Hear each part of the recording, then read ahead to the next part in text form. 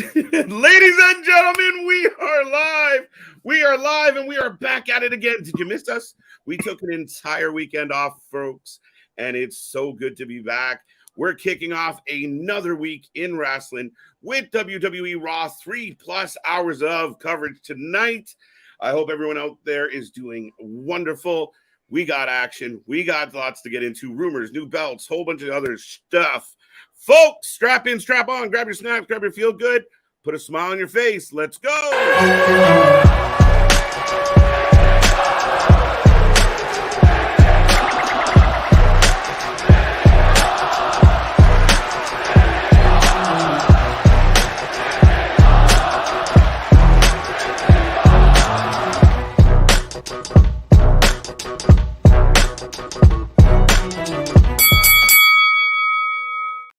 Ding, ding, ding. We are live. We are live. And like I said, folks, after what is a rare weekend to ourselves, we are back at it again. Happy to see everybody. We see the folks piling into the chat. Make sure you say hello. Click that like. Click that subscribe. Easy for me to say, but click all the buttons. Folks, go check out our links below as well. We are the Wrestling for Life Network. We have WWE RAW 3+ hours tonight. So much to get into. I am Mr. Every Night, KJ White, the Iron Man of YouTube, and I'm joined by... Ladies and gentlemen, boys and girls, children of all ages, the Wrestling for Life Network proudly brings to you its YouTube tag stream champions of the world, the Every Night Delight, KJ White. I am Big Nick, and how you doing? Yes, we had a nice little kumbaya weekend here.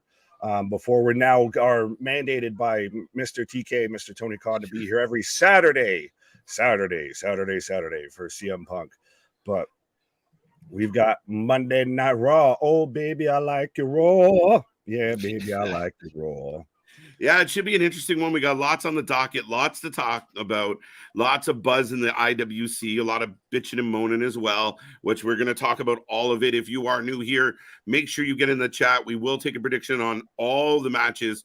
Plus, we will take a rating out of 10 at the end of the night. Do keep in mind, the next pay-per-view coming up, we will put that predictions championship on the line and your chance to win and be, up on the channel all month long. So shout out to Boston. Yeah, you get to have your name up above my head here. Where it's a good place to be. What? But with all that being said, Monday Night Raw, we will see The Miz and Cody Rhodes go one-on-one. I don't know how I feel about this one, Nick. Adrenaline in my soul. Lesnar's going to show up. You're going to go with Lesnar? Okay. It's either that or he cuts a promo for Lesnar and everything. But I was going to segue real quick because you were talking about good places to be.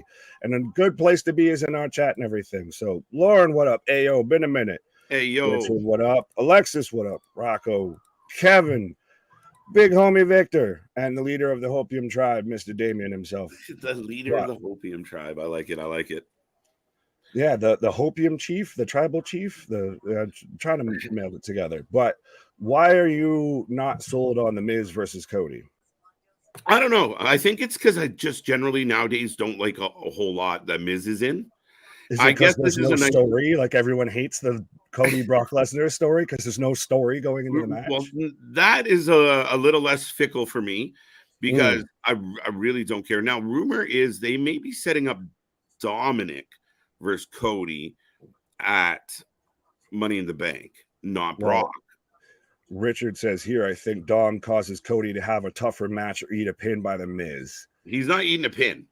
He cannot eat a pin. No. Whoa. No. It's like he almost eats a pin because of the bullshit, but pulls it out. Yeah, but still, I'm trying to make sense of, does this help Dom to be in a feud with Cody, or does this hurt Cody? Because, someone's got to lose here. And I don't know if anyone should right now. I will say this, Nick. I will say that in my humble opinion, Dominic Mysterio can lose and it doesn't tarnish him too much. He'll come out the next night. He'll give a bunch of bullshit excuses of why he lost, and he'll keep getting booed like a dirtbag heel. And I think it will be okay. Cody can't lose. And he gets to say he wrestled Cody and he can use that. And if they give a good match at a pay-per-view, Yeah, you can sell me on it. It's just one of those of I don't love it, but that's my thought on it. Like, it's we're one of trying to those of I save don't know how we got there. Did I miss something of what would it. predicate this? If everyone wants to talk about stories going into everything, Well, now they've again, always all got to make 100%. yeah, We people are got gonna. to know everything before we start. All right. Well, here's the thing. Last week, they have Miz TV. Miz decides to bring on Dom as a guest. They end up in the same place at the same time. Dom smacks him. Now we got a reason to have a problem. Good enough. I mean, it's like, It's almost like if Brock Lesnar just decided I'm gonna whoop his ass. yeah, You could just show up and whoop his ass. That's where I think we get too, like, I mean, and not us. I mean, in general, I see Right. the IWC get really caught up in when you run out of shit to bitch about a certain person or storyline, you start using things like, well, there's no reason for this. Well, it's fucking wrestling. How much shit has happened with little to no reason? As long as we get some type of story out of it, we kind of go with it. If you do it compelling, why the fuck did Roman just show back up with Paul Heyman? We don't know. They did it, and it worked. You can't like Chris Jericho matches and say that there's got to be a story to everything, honestly. Right. But Richard brings up a good point here. What do you think if Brandy comes in? What if we get Brandy we get Mommy versus Brandy? My man's because do we get Rhea with a new title presented tonight as well? Yes. We got Asuka with the Undisputed Women's Championship, even though they're still fighting about it. But so how is it undisputed? Charlotte's not sure which one it is. Right. Well, and I like that. Facts. And how everyone's like surprised and actually thinks that Bianca's really pissed off. It's no, this is how you're starting to turn her heel. Yeah. And it's just the best way to do it. She's going to shag Charlotte, and that's how they're going to flip this. Pause. I mean, people might pay more than the $9.99 for the network or Peacock or anything. I know, spice to the Peacock. Right. That's when they go, like how HBO went to Max. That's when they go and shorten their name. They got to get the BS in before Disney takes hold. That's another fascinating. We'll get there. Right. Where were we? We were talking about Dom and Cody, and now I pose the question: is if Brandy got involved? The problem with Brandy, see Brandy showing up anywhere? The problem with Brandy is Brandy, to me, makes it really hard for Cody to stay a babyface. Yeah. No disrespect, Miss Rhodes, but if the heel fits, put it on. And I love what you did there. But that's what it feels like. I mean, Brandy has this natural heat getting ability. So even if like she comes back and everyone kind of cheers because it's kind of cool, it's gonna wear off. And if she stays around Cody, I don't know if that's good for Cody. She'll get a initial, probably halfway pop / reaction. Who told you it was open mic night? Right, and then it'll really go kind of south. If it gets to me, Miz and Maurice type vibes, it gets to that kind of level. And not saying that Miz is still the top heel out of those two, but Brandy would drag Cody into being a heel. Yeah, she just gets heat. Like, I thought if he had turned heel in AEW right around the time where they were all kind of giving him shit anyway, with her at his side, just giving the crowd nothing but business, they could have been the hottest heels in the entire industry. Well, they would have just played that douchey power couple. They would have played Hunter and Steph. And it would have worked perfectly for them. Right. But Cody didn't want to go heel. Cody's got to be the uber babyface. Uber babyface. What else do we got going on tonight before we get to Dale's mark? We got Damian Priest, Matt Riddle in a qualifying match. This one's a tough one to call. Well, yeah, honestly. I'm leaning Riddle, but how do we get there? Priest deserves a shot. Well, it's interesting. I think the combination of this match we're getting Gunther and Ludwig versus KO and Sami versus Eichner and Ludwig versus KO and Sami. We don't get the bald one versus and Slenderman versus KO and Sami. Yeah, he's got to wipe his forehead. That's what he's got to do. How does that happen? We never hear from the bald one. But that's why I'm like, well, Riddle's setting up to be in a feud with Gunther. So does he need the Money in the Bank? Priest just fought Seth. So I could see him. He would be viable as someone who I would believe him with the Money in the Bank briefcase before I'd believe Riddle. I agree. I think Damian Priest with the Money in the Bank makes him an extremely dangerous man and heightens our overall awareness of Damian Priest. We've seen him, like you said, we saw him go toe-to-toe with Seth. It was a good look. Do I think he's going to win Money in the Bank even if he's in it? No, but I do like the perception that, oh, that could happen. Now, you have a good point. It's a really weird tag team match set up tonight as far as Sami and KO taking on Gunther and Ludwig. So, to your point, does this somehow cross over or bleed into this match? Maybe, Riddle gets fucked first, comes back and does some shagging of his own, or vice versa. Especially talking about Riddle, you make this all the way. Yeah, amen. On all that. Just helicoptering out to the ring. No. Well, that would be the one time I don't want to get to the chopper. That's a fleshy chopper. Right. Bro. Too much. Never go too far. It's early. It's still early. Sorry, kids. So Breaker is dethroning Seth again. No, I'm down. Well, that's going to be an interesting point that Jay brings up here. Do we get to the point to where Seth answers Braun Breaker's challenge of Dom Toretto's challenge at the end of NXT of, why don't you come to defend your belt down here? Listen, I love this. And I heard somebody wearing an AEW hoodie, driving a fake car, screaming and yelling. Speaking of Fast and the Furious. Yeah, Fast, Not So Furious. Or Fast and the Unfactual. Yeah, no kidding. So this guy literally says, well, Seth going down there is just a plea, like it's desperation for NXT. No. Wait a minute. Is NXT not consistently banging out really solid shows right now? I don't even watch it and don't have a fucking opinion about it. Shut your mouth. Right. Keep it simple, stupid. And at the end of the day, this title was said to fight anywhere, anytime, any place. And if you want to continue to shed a light, and it seems like based on Nick Khan's comments, they want to reestablish. Listen, we all know that Vince McMahon and Johnny Ace or fucking whoever tore NXT to shit. Now they're trying to rebuild it and give it some legitimacy, give us some surprises. So, Nick, it's not bad. And I mean, people that I don't watch that, but I'll tell you it sucks. This is coming from a man who quit NXT entirely to where it was me and Cliff Stradamus out here watching it. Amen. Because you were fully there with that. And I told y'all, it's a sleeping giant once they get past the 2.0 and they started to right the ship a bit now. Now people are saying that it might have been the better show. I think we both said it. It was a better show to Double or Nothing. Yep. Nick Khan's been on the record of talking about it going back to being to where it was viewed as its own third brand versus a out and outright developmental. Yeah. Granted that I think that speaks to some of the talents that is there, but this is how you solidify also that championship of Seth's going to fight it anywhere, take on all comers, Seth Rollins. It shows that the Raw main event scene is, workhorses are the only ones that need apply. Right. Nick, right now the WWE is on a roll. They're packing every building they're in.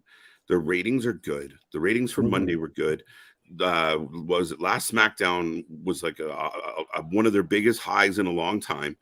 They just had a successful Saudi show. Everyone, whether the haters want to admit it or not, they're banging on all cylinders. They're just building momentum, and they're playing chess. They're putting the pieces into place. And for me, it is completely ignorant to dismiss all of they're desperate because the TV deal's coming up. That is just complete and utter fucking stupidity. For somebody to say it publicly is fucking wrong. It's ignorant, it's misinformed, and it's misinforming everyone else in that silo with you. And it's disappointing. But like I said, I mean, at the end of the day, Nick, and I know, sorry, I'm rambling at this point. No, you're good. It legitimately, you're not paying attention. You're not watching the momentum that's happening with this company. Whether you love or hate the product, it's grinding. Well, and granted, you'll have the diehards that would say that reversely for another company and everything. It's one of those. Still, at the end of the day, it's watching things with blinders on, having a pre-written narrative for something, and not really reading the room of as much as I don't want to go into this, but there's a lot of field goal posts moving across. Yeah.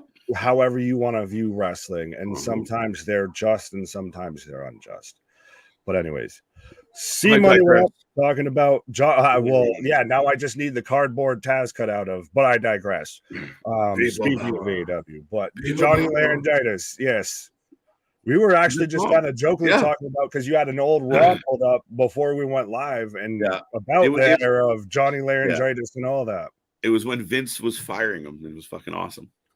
Well, remember when at one point he was, I believe, the head of creative, or at least in charge of who they brought on for a lot of the developmental. That's what they were talking people about. Forget. Well, that's the thing, is that's what turned a lot of people away from NXT was the 2.0 era. That's what turned you away. Christ, that's what almost turned the channel away from this. And now that it's gone back into the hands of Shawn Michaels and Hunter's got back more involved, I've noticed how that snapped around so fast. Right. So no, I completely agree. Like, again, if you watch NXT, if you watch all the shows like we watch, have a fucking opinion. But if you're not going to watch it and just tell people it's shit just because of the brand attached to it, that's lazy. That's fucking lazy. But anyways, now that we've gone on our tirade on our soapbox, so do we think that Seth Rollins, and I'll even post this to the chat because I see everybody still commenting, which, by the way, as we're still about under 15 minutes away from Raw kicking off, we do have the super chats, the super stickers. We got that bell notification. We got that like button, that share button, that subscribe button. We got the merch store. We got the Discord. We got all the things. We got all the buttons, bangles and all our buttons, and whizzles and thinghoogles and all of that for you. But we do have the super chats and the super stickers. If you want to make sure you stand out, if you want to just help support the channel as well, because 100% we are channel for fans, by fans.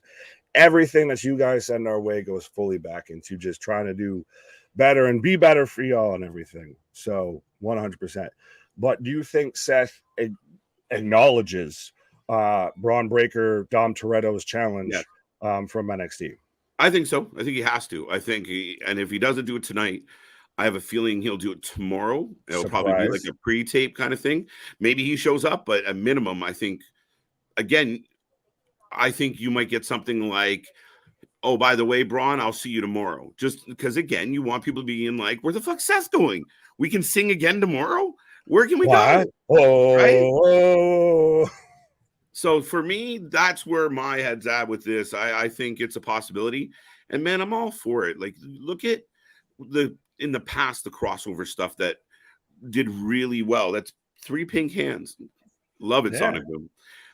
Thank you. But like when KO comes up for the first time with that belt on his shoulder and gets a big win, it meant something. So if Seth, not necessarily losing to Braun Breaker, but going down there, putting eyes down there and having a really good match with this young and up and coming kid, it's excellent for business. It's the best way you can make Braun Breaker without giving him and show that he needs to be a top guy on the main roster without giving him a championship. Yeah. Is you put him in there with Seth and you put it in a territory to where Braun, audience-wise, everything, it's all in his favor. He's clearly going to be the heel here. It's people he performs in front of every week and everything. And it's a way to show that he can hang with a guy like Seth. I think so, and especially if you're considering a move for him, and maybe you have some worry about, is he still a little too green? Yeah, he's doing really well here. What you could do with him without him getting a title out of the gate, because that's the thing is, where does he go? Does he beat Austin Theory? Maybe. Does he beat Gunther? Probably not. Does he beat Seth? Probably not. Does he beat Roman? Definitely not. So, so time is with this one, but it's a good, it's a good level. It's a good test. It's a good measure for him. Right. All right, so I think Imperium attacks Riddle backstage, forcing Riddle to lose to Priest as he wasn't 100%. Then Riddle returns during, I kind of something like that, Richard. You kind of got those vibes. Did we even give a prediction for Riddle and Priest? Yeah, no, we were just kind of surmising that it's a tough one to guess. Yeah, I'm going to go Priest. I think I'll go Priest. I'll agree with you. Damn it. Yeah, I think somehow Riddle gets jobbed. Oh, we are. Oh, Rhea Ripley is kicking off Monday Night Raw. So does she just get the new? Speaking of Seth and challenging on NXT, does Rhea just get the mini belt of Seth? What happened in your life that happened that you figured that out? I got a commercial. Oh, okay. I didn't get the commercial. I was like, what did the show start? I got that YouTube TV. So Rhea's going to Shout start out, off the hashtag show. not sponsored. Wow. Now, can we talk about the well, I mean, we already answered Richard. I know we're chatty tonight. This whole new title thing is confusing a lot of people. Well, There's a lot of Ratnick debate brings about up it. a good point here. Should Rhea's belt be black or white or maybe a totally different color? I think that much gold would look good on a classic burgundy color strap. Wow. You're channeling your inner MJF there. Burgundy. I think it's going to be white. I think they're going to be lazy about it. That has no relation to your last name. Why? No. Right. Why? Just a coincidence. Just a happy little accident. Chris is saying Matt Riddle's going to win. Now, it couldn't potentially. No, I'm trying to help the WWE on this one because I don't agree. But when they say, well, Asuka's the undisputed champion and Roman's the undisputed champion, it's of this show. That's what it is. We're undisputed on this show. Fuck the other company. We split from them, even though the people keep trading. Is that any way to help these fuckers out of this one? No, because there is no defense. There is no Chewbacca defense for any of this. To me, 100% of, I think where this stems from is they made them the same looking belts, so it would feel that Asuka and say Roman are on the same level. It's not gonna. It's never will. Sorry, not gonna happen. So I'd rather see to where Roman has his belt, and it is the undisputed belt. You can't say that at this point because the man merged the Universal and the WWE Championship. You can have that. That even what I'm mad at. That shouldn't be confusing. I still want both women's belts to not just be the replica version of the men's belts. No, they should still be lazy, different, independent. Still make them feel valid, even if you don't want to say SmackDown Women's Championship. Make it the WWE Women's Championship and the Universal Women's Championship, something like that. Yeah, they opted for undisputed, which I get it. I understand why people are so, because it doesn't make any it goes and it's still constantly, and I love this. I think I saw it earlier, so I can't remember who to give credit to, but granted, Ratnick saying unacceptable. I keep thinking of unconceivable. There is I know for like Hunter to pop in and say, you keep using that word. I don't think you know what it means. Like, I mean, the only way I can kind of defend it is like, okay, they're like, it almost should be like undisputed SmackDown champions. Like, fuck. That's the only way. It was just a weird choice. Now, some people did surmise that, like, well, that's a Vince decision. But the same people also surmise that Vince set up the tag match at Saudi Arabia so Roman could have more belts because he was mad about not being able to have the Monday belt. See, you sometimes just talk out of your ass, and it's not true. Yeah, just a little bit. A little bit. But so for me, yeah, I mean, I wish they didn't use undisputed. I think we're over focused on it. The idea that we are getting a brand split, it's slowly massaging out. I'm optimistic that we're heading in the right direction. The next, we're going to see something happen with the world title, tag titles, whether it's one belt or they divide them. We'll see. Yeah, well, I still go back to Ratnick, and it still keeps bringing me back to the, well, if it's undisputed, what's all the fighting about? Right. But yeah, there is a dispute. Run DMG. I like that. It's tricky to have women's titles. Raw and SmackDown women's titles. Stupid idea. Why though? I'm curious. Should it be just one title, like one women's? Well, no, champion? I think calling them that. I think is. Or I think the name. Yeah. Yeah, I think they've tried to get away from that, right? So, and we understand that's why.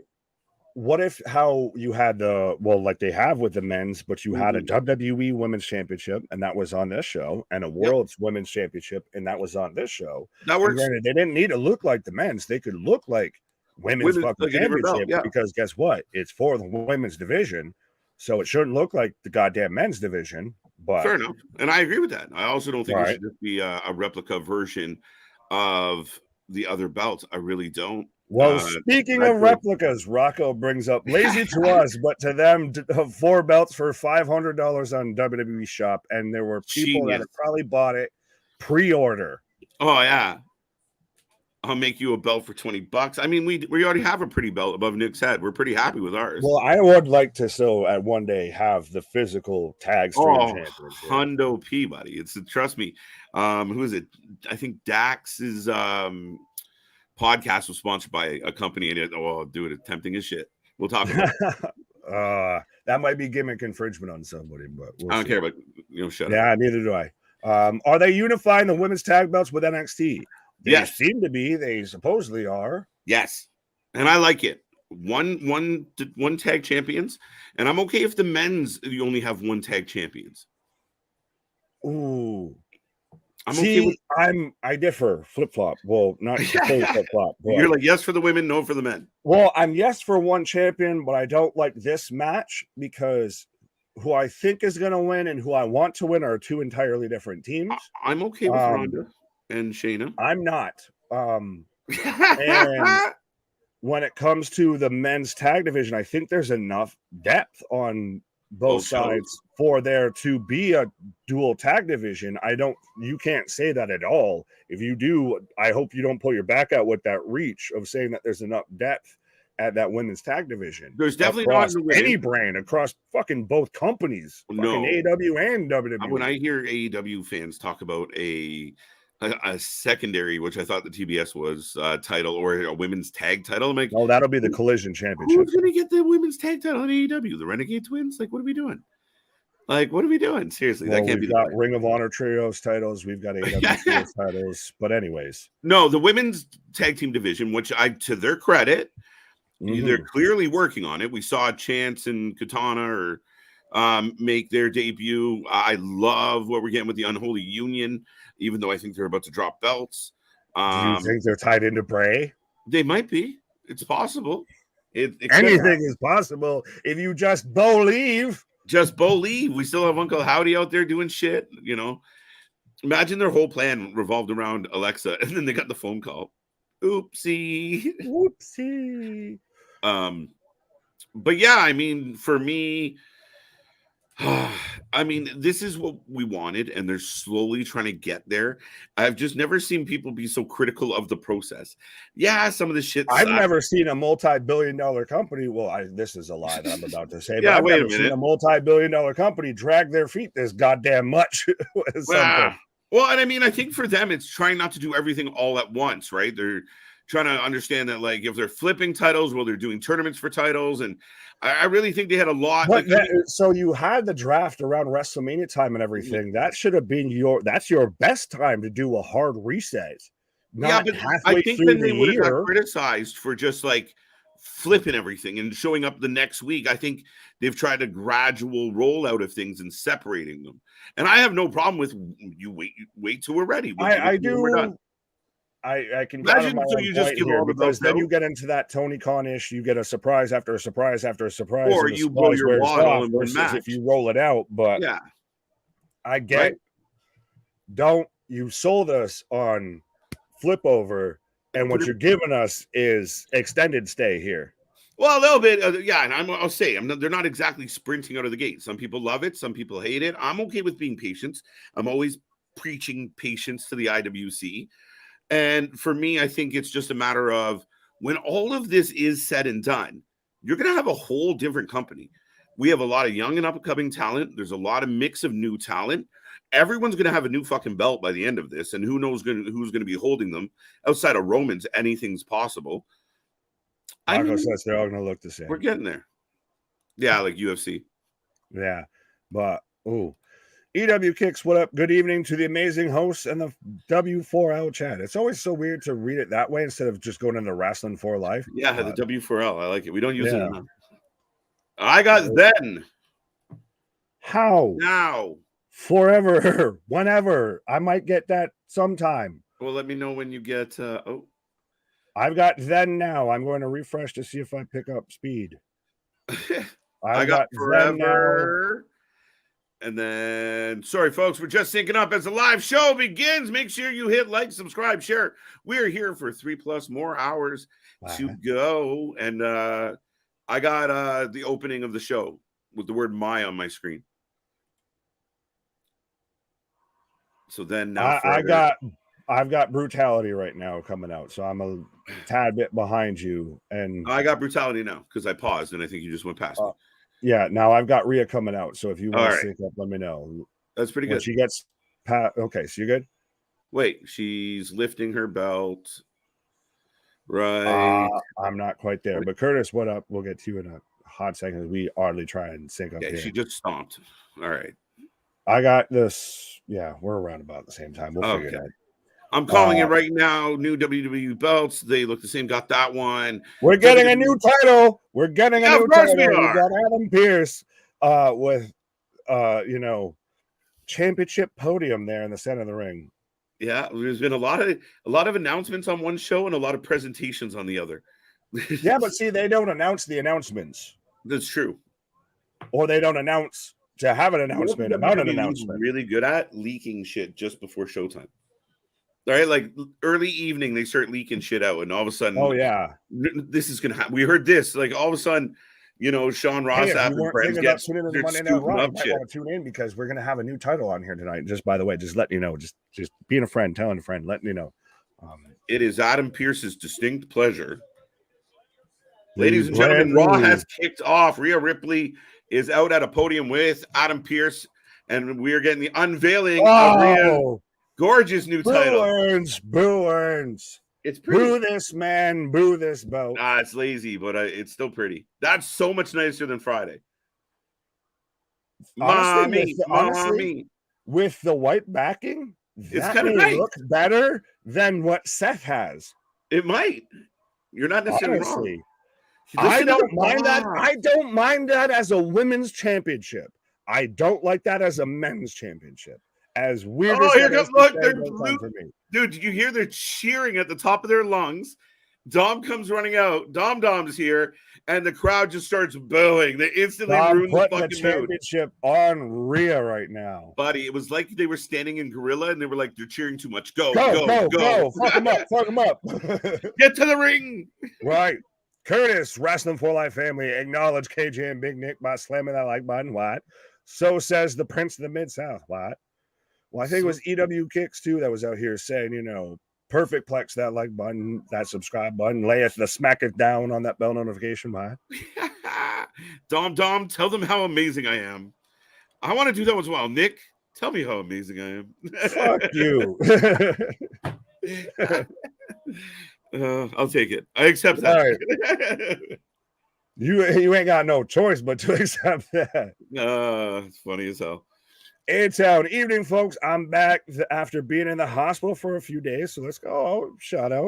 I guess T's and P's, A-Town, my guy. What up? Well, hope you're doing better, Mr. A-Town. Sorry to hear that you were in the hospital. Well, at least he's not a Vince McMahon guy because he didn't say medical facility. Uh-oh. Dom's got a nightmare. This is why we're going to get Dom in Cody at Money in the Bank. I'm going to like it. It's going to be interesting. I'm going to like it. What do we do with Brock Lesnar now? Where does Brock Lesnar go? Brock is on hiatus. He's out hunting in Saskatchewan. That's what it's hunting season. He got his tags. He's out gone. He's out in Saskatoon taking down elk with his bare hands. Now, but see, though, you're telling me that there aren't going to be people out there with the pitchforks and the torches and everything. You're telling me Cody Rhodes was supposed to beat Roman Reigns at the main event of WrestleMania. Now he's out here wrestling Dominic Mysterio at Money in the Bank. How could you be mad about it? They don't like Cody Rhodes. Yeah. You got all the people they're burying him. They don't like him. All that. Mm-hmm. The same people that said, Cody Rhodes signed with the WWE. They're going to bury him. They're going to ruin him. They're going to take out all their revenge on him. They're not going to. Oh, you mean they highlight him at fucking Mania? They let him beat one of your biggest stars 3 times in a row. They monitor his fucking recovery, hand him the Royal Rumble, send him. Oh yeah, they buried him. My bad. You guys were so right. No, Cody doing this with Dom is a gap fill, and it allows for Cody to get a win and revisit. So Brock and Cody don't get stale going to SummerSlam. And it does, I will say it does build up Dominic. I almost said Damien. Yep. Yes, it does build up Dominic. But Nicholas, not Big Nick. What else can be said about creative facepalm? Multi-billion-dollar company, by the way. Listen, so you get that split. Whoever you're paying for your creative in that regard, I will take half the money. Nick will take the other half, and we'll I thought you make would be like, and Nick will take a quarter of the half. And I'll give half of my half to Nick. And I'll give half of my half to y'all. Why? But yeah, like, I mean, it is lazy just to go, here's the same shit. That's what my problem with the big W's were, is aesthetically, I don't hate them. I know I razz you about it's ugly, but I don't think it's ugly. But nonetheless, to me, it was just lazy. Like, here's your 4 carbon copies so we can mass produce them. Fuck, lazy. I do get that. You can't deny that argument of if you sell us on a new championship and you just give us a different colorway. I get the underselling of it. I didn't hate it as much as I hated the men's new title, but how hard would it have been to come up with something with like an eagle design to it, what you've used in the past, or like a throwback or an homage to the old women's title? Why would that be so hard creatively? It just wouldn't be as bad if people weren't doing better versions of championships on the online creation mode on your own game and everything like that. Like, you couldn't steal one of their ideas, like just maybe kind of borrow. You can just peruse. And peruse in this. I got inspired. Anything like that. No, just same thing, different colorway. Yeah. So I think that I understand some of the complaint there and why people are dissatisfied. I'm getting a replay of a smack right now. It was a good smack. Somebody call my mama. He connected. Right. Joe Lazy. Black, what up? He's hitting us with the whoa. Right. Boston says it's a beautiful belt. I like the look. Listen, I feel like some of y'all just do this just to wind me up. Absolutely. No, but I genuinely think it's beautiful. I genuinely like, especially I even like the white strap one. You might be right that the white strap looks better than the dark strap. Pause. But yes, we've still got Cody in full Captain America type gear, like Street Fighter gear, cutting a promo on Dom. Speaking of trying to wind somebody up, Ryback feed me more. Nah, man, I actually saw Ryback in a 2012 episode of Raw, and even in that match, I was like, I hate this guy. I can't stand him. You don't want him versus Goldberg in a retirement match? Looks like he eats.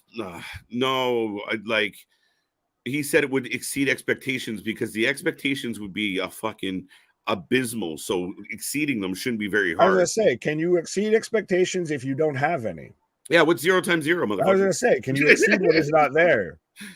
Yeah. Keely, what up? Bash, what up? Larry, what up? Larry. Everybody, see money out here with why? We got 2 Larrys and a Gilly. Larrys. I actually got that hot Larry on Larry action. Sorry, I actually prefer the Cody and Dom feud. They get general feedback from the crowd and they give us a story. We still don't know why. Gilly, you got to let that go about why did Brock attack Cody? Everything. Okay, let's say I'm going to put this out to the chat. I'll put it out to you, Nick. Let's say Brock came out and said, now we know Brock's not a man of many words, but let's say he says, you know what? Me and Cody were walking down the hallway. This guy brushes my shoulder. He's rude to me. And I decided enough is enough. This is, pretentious fucking former indie star. I'm going to beat the shit out of him. And would everyone go, oh, okay, everything since then has been awesome? Because everything other than not getting that explanation has been really good with Cody and Brock. To me with this, granted, by the way, we did just have some thunderous "you suck" chants for Dom. But to me, at the end of the day, and it could just be because I've been listening to the Paul Heyman interview with Rick Rubin and all of that, and just going back to, I've called Brock Lesnar the alpha male of our species. Of Brock Lesnar does what the fuck Brock Lesnar wants to do, and that's part of what sells him as Brock Lesnar, is that he is a guy that could just show up and wreck house. And speaking of a guy trying to show up and wreck house, The Miz tries to jump Cody and just eats a 2-piece with a soda on the side for his good measure. And there goes The Miz. Dom with the jump and another the elbow to the back and then runs off. I like it. I like it. Dom works so great as a chicken shit heel. Yeah, that's what I mean. And that's the thing, though, is tying it all back. Brock Lesnar does not work as a chicken shit heel or boo my, you spilt your coffee on me. Brock Lesnar works as a guy who at any moment and any time does what Brock Lesnar wants to do. I just don't understand it, Nick. There's so much that we see on a week-to-week basis that makes no fucking sense, where we just have to go with it a little bit, right? And like you said, is it really a far-fetched thought? I watched the thing about Goldberg, and actually, by the end of it, I have to admit something. I've been really hard on Goldberg. I kind of liked him by the end of the doc I watched. They did a good job. The older Goldberg is a lot more humble, a lot more at peace, and he said a lot of things I related to. So shout out Goldberg. The same one that was headbutting doors in Saudi? Yeah, right. He's not tripled Taker. But the thing where was I going with that? No, like his point was at the end of the day, I completely fucking stumbled there. Took me out of it, bro. We'll move on. It'll come back to me. You were talking about the explanation of things. Like at the end of the day, like for him, where we knew the number wasn't consistent, like with the streak.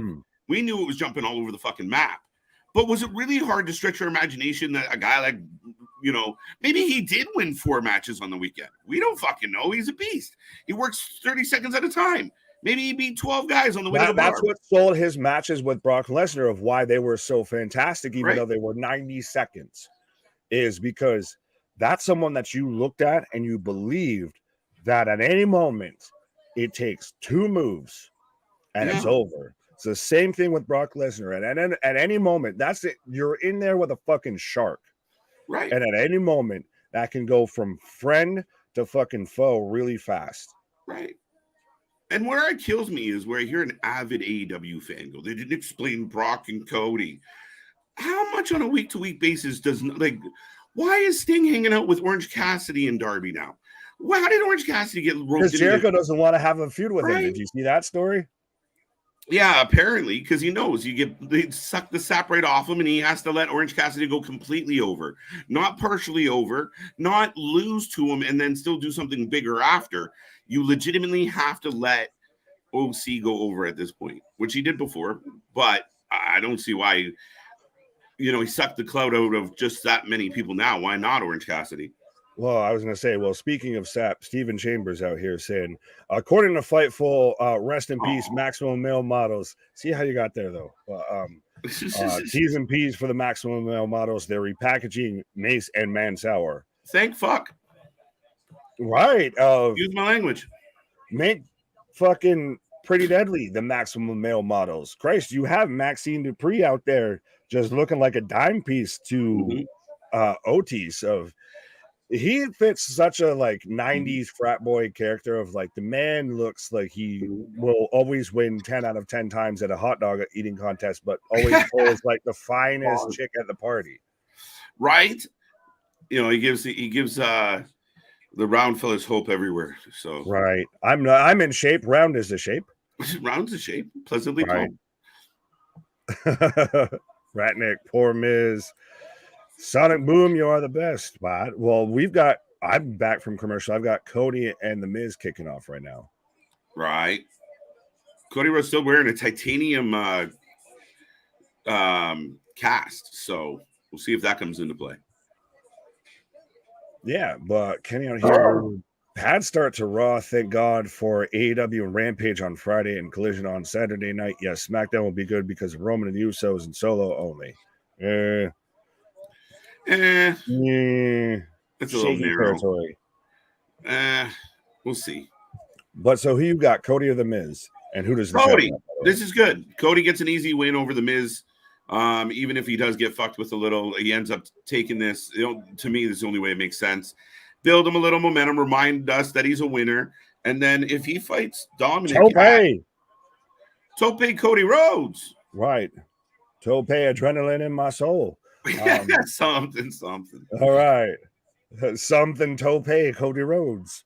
But yeah, I think we had our conflict with Dom before the match, so I don't think we're going to get him coming back out. And he might come back out just to harass him, and but we'll see. We had that. We have that. Not even mad at it? Not even mad at it. You went there and I did. That's surprising. But no, I like it. I think, like you said, Cody wins this. It reminds you, even though he's got the cast and he might be a wounded animal, but he can still pick up a win. Right. That's an awesome question. I'd love a fact checker to come up with that. Oh, here's a fun question. When's the last time The Miz got a W under Triple H? That's all right. So that's a good one. It's a good one, but you're splitting hairs a little bit of, how do we know? How do we know who's actually booking? Well, I mean, it's the same thing with the belt. Get the point, right? I get the point. Yeah, no, you're not wrong because, like I said, people are going, well, this whole belt situation is just because of Vince. No, Triple H loves, could this not be what Triple H is trying to pull off here? Yeah, right. Now, maybe his hands are tied on the actual designs? I don't fucking know. I don't think he fucking cares. He's just trying to get to where he needs to go. But why couldn't this be Triple H's idea of all these belts? No, it has to be Vince. Has to be Vince. Why couldn't it just be the fact that they just sold the goddamn company too as well? Like, we're going to just rule that out. Well, I mean, it's nonsensical a little bit. Cody... Drew is going to leave Raw and go to a W. Kevin, I wouldn't hold my breath, but I'd happily bet you on it. It is. Well, it is. Could happen. Not likely, but could happen. And it cannot happen for Forbidden Door 2, my friend. Mm-mm. Sorry, Kenny, but he is under contract till the end of the year. He will renew at some point. There is no issue. The next time we see Drew McIntyre, it will be a heel Drew McIntyre. Michael Cole will be screaming, "It's the Scottish psychopath," and we'll move on. No, he'll just be yelling, Claymore, Claymore. Well, right. So from my understanding, what I've read, the most recent stuff on this is that, granted, yes, like you said, he is under contract, past Forbidden Door 2, all of that, past even when they're going to Wembley, any of that. So anyone that's saying that, they're talking out their ass. As I've got Cody with, front suplex there. Dropped him on his face. But that the hang up right now with Drew is about the creative and where they go from there. That's really where they're trying to get a middle ground here and they want to try and get him still back before Money in the Bank, obviously in London. So I don't think it's you can't rule it out that he could end up there. I don't think it's anywhere in the realm of likely, I would say. That might be a good shout here, though. Miz beat Dexter. Maybe. He did pick up a couple wins in there when he was fucking around with Dexter.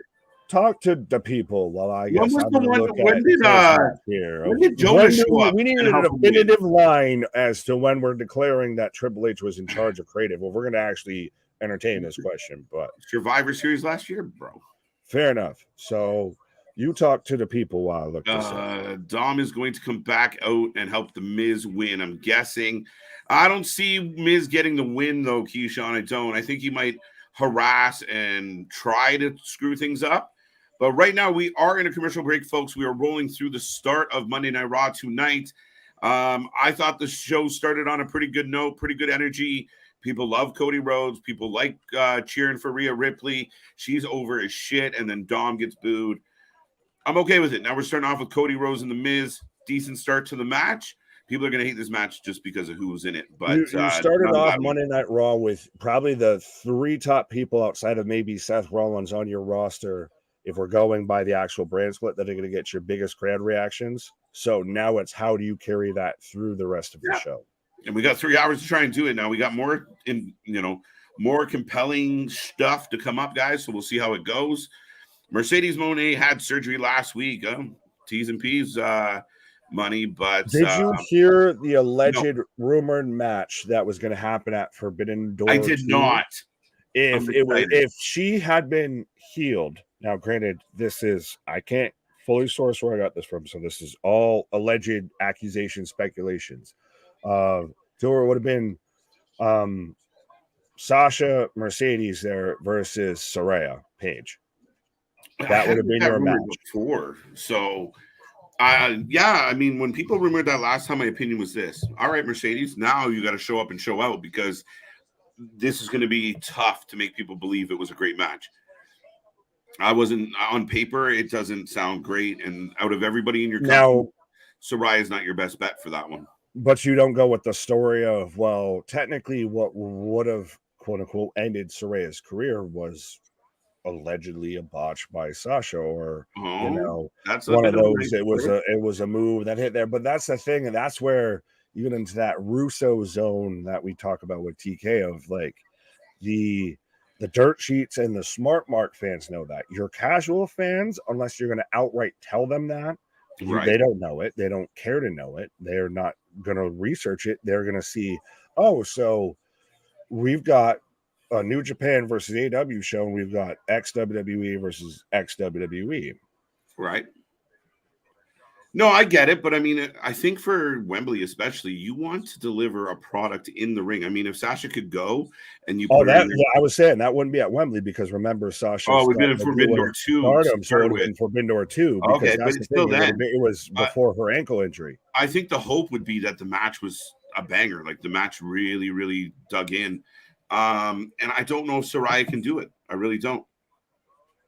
I'd be worried that turned out flat at the end of the day. Fair enough. And Rocco, I believe, is the one that said it, and I did just actually fact check it. He was the one that he called the match. It was December 19th in 2022 on a Monday Night Raw. The Miz defeated Dexter Lumis in a ladder match, which we were going by War Games Survivor Series as the start of the Triple H creative era. That was November 26, 2022. So made it by a month. Under the wire. Right, just made it by the hair on his chinny chin chin. It's too funny. But yeah, I think I mean, just with any of this stuff going on right now, I think people are just, patience is a virtue, right? Like, I mean, we suffered through all these years of bad wrestling. We can go another couple months while they figure shit out. Dos amigos, dos. As Cody with the 2 count after the splash and Zaguri. What is the bruise on Cody's arm? Is that like, I'm telling you, he looks like he got branded. Like it's not even the arm that's injured. It's like a weird like cut mark almost. Did he, I'm trying to think if he got thrown through something or if there was remnants of Brock. But I can't who knows? But anyways, he's always bruised. Fucking Boston, what up? Keyshawn, what up? It should be Jade versus Monet. No, we've seen that twice now, and from what I've seen, it wasn't the greatest either time. No, I was thinking of Monet. I was thinking of Frankie Monet. That's what. Yeah, no, I think that wouldn't go well at all, guys. And I'm a Jade fan. I just don't think it would be good. A green wrestler versus a green-haired wrestler never is going to end well. And again, can Sasha carry a match? Like I said earlier that night. 1, 2 count. I thought she performed really well. I don't want to take anything away from her. I think overall she's a little overhyped, but she had a really good match leading into this moment where she got hurt, and it's unfortunate. You don't want to see anybody get hurt, but I think her being on Forbidden Door or being at Wembley, or if there comes a time, it could expose her. Well, I think her match with Kairi, her debut in New Japan, kind of did that, and a little bit wanted to really acknowledge it. But Hassan, what up? Small Mark saying Mr. Perfect would be a great fit for a Money in the Bank match. Yeah, Cody Rhodes, there we go. As my voice cracks. Oh, and Cody's got a little bit of color on the back of his head. His hair, Crossroads. I almost said Crossroads. 3 count. Cody's becoming a bleeder and a big win. But it works with him because it works when you got like the blonde hair because it shows it and it soaks it up. And it's like it's the same thing even like with Brock. Of it shows it so much. Yeah. But I like it. I know. I mean, listen, we're not going to fucking be talking about this match in a couple months, like by any stretch. Hours. A decent match, got your point across, and it puts Cody back in the win column. To me, this was good enough. A good segment, not the best, but man, it served its purpose. Right. Steven letting us know Cody went through the steel steps. I'm assuming that's what you were saying was the mark on his arm, or it might have been too No, where his he's got head. the gash that's bleeding through there. It was his head. Hassan, oh yeah, we forgot to ask people who they were taking. We suck. Well, no, I think we did, and then just everybody was kind of Cody. So, okay. Yeah, Cody. Whatever their new tag titles. Cody win. Damon 1-0, 1-0. What's this one? I'm looking forward to Dynamite Awesome card if the trios match is the main event. Oh my God, returns with Kota Ibushi. Maybe. A lot of people said, do you think it's funny the Dynamite before Collision is a better card than Double or Nothing? It's a bunch of kids trying to play chess and realizing they're playing. But against your own peeps, it seems so fucking futile. Right. That's what I'm saying with all of this. They have done nothing with all of this except drive a wedge between their own fan base. It's sad, and I mean, it really is crazy how this is working out. But folks, we are in another commercial break. Up next, we get Riddle, we get Priest. I'm gonna go take a little breather. My man Nick's gonna carry you for a couple minutes, and we'll trade out my big guy. I will see you in a moment. Absolutely. Well, I've got Becky Lynch right now backstage. She's piecing it up with Sami and KO, and then spying on Gable and Otis there. But so it looks like we're getting Becky Lynch coming out right now. Oh, so what do you think that we do next here to draw this Becky versus Trish feud now with Zoe Starks, obviously, as I guess the Diesel to Trish's HBK here, to take this feud all the way to SummerSlam, because that is allegedly where they're aiming to go with this. Joe Black, Cody W is always a W. Fair enough. Shout out my guy. Should it be taking Cody so long to beat Jabronis? Well, it's still Miz. It's still a former women's world champion. And oh my God, shout out, great t-shirt. Looking like fucking Sasquatch with a cowboy hat, just cheering on Becky. So we're getting up next on Monday Night Raw, Becky versus Chelsea Green. So get your predictions in, folks, and let me know why you're going 100% with Chelsea Green, the leader of the complaint department, with that one. But so that's what we've got coming up on Monday Night Raw. As I'm in commercial break right now. So let me know what you're thinking so far. We're about a half hour so far through Monday Night Raw. Let me know what you've been percolating and peculating on in your wrestling minds right now throughout the weekend, or what you've thought so far of Monday Night Raw. Because again, of Monday Night Raw, or WWE as a whole, I will say, has not everything is going to be the biggest captivating moment, but they have done nothing but be consistent throughout this. And granted, I know I say that with the fucking draft band splitting up and everything, but I'm saying at least they sit there and throw out Gunther versus KO. We've got, we started off Monday Night Raw with Rhea, Dom, and Cody Rhodes. Like, KO and Sami Zayn versus Gunther and Kaiser. Yes, we do have that coming up as well. And everybody's actually going with what I said. I wasn't expecting that. Curtis saying Chelsea. Ratnick taking Chelsea. Oh, are y'all taking that maybe Trish or Zoe interferes? Is that what we're going with here? You just taking Chelsea outright. Alexis taking Becky. And not to mention Cody still has a fractured arm. That's part of it too, of you still make him look as, even though he's a wounded animal, he can still be a threat and still pick up a win. And I think if and when we get back to a Cody Brock match, that's that helps revitalize that feud. That helps still make Cody seem a bit more of a threat, even if he is still in a brace at that point. My money is on the man, says Aaron. Not a bad show. Becky win with shenanigans. So is it they try and interfere on to cost Becky and she still ends up winning because of distraction here? Or, the complaint department can't get their SHIT together? Gunther rocks, Kaiser rolls. What? Well, what about Eichner? What about Giovanni? What about, Baldy here? Why can't he get involved? Why? Mickie James, Lita, Liv Morgan, Gail Kim, Bayley, Naomi for Ultimate Women's Money in the Bank.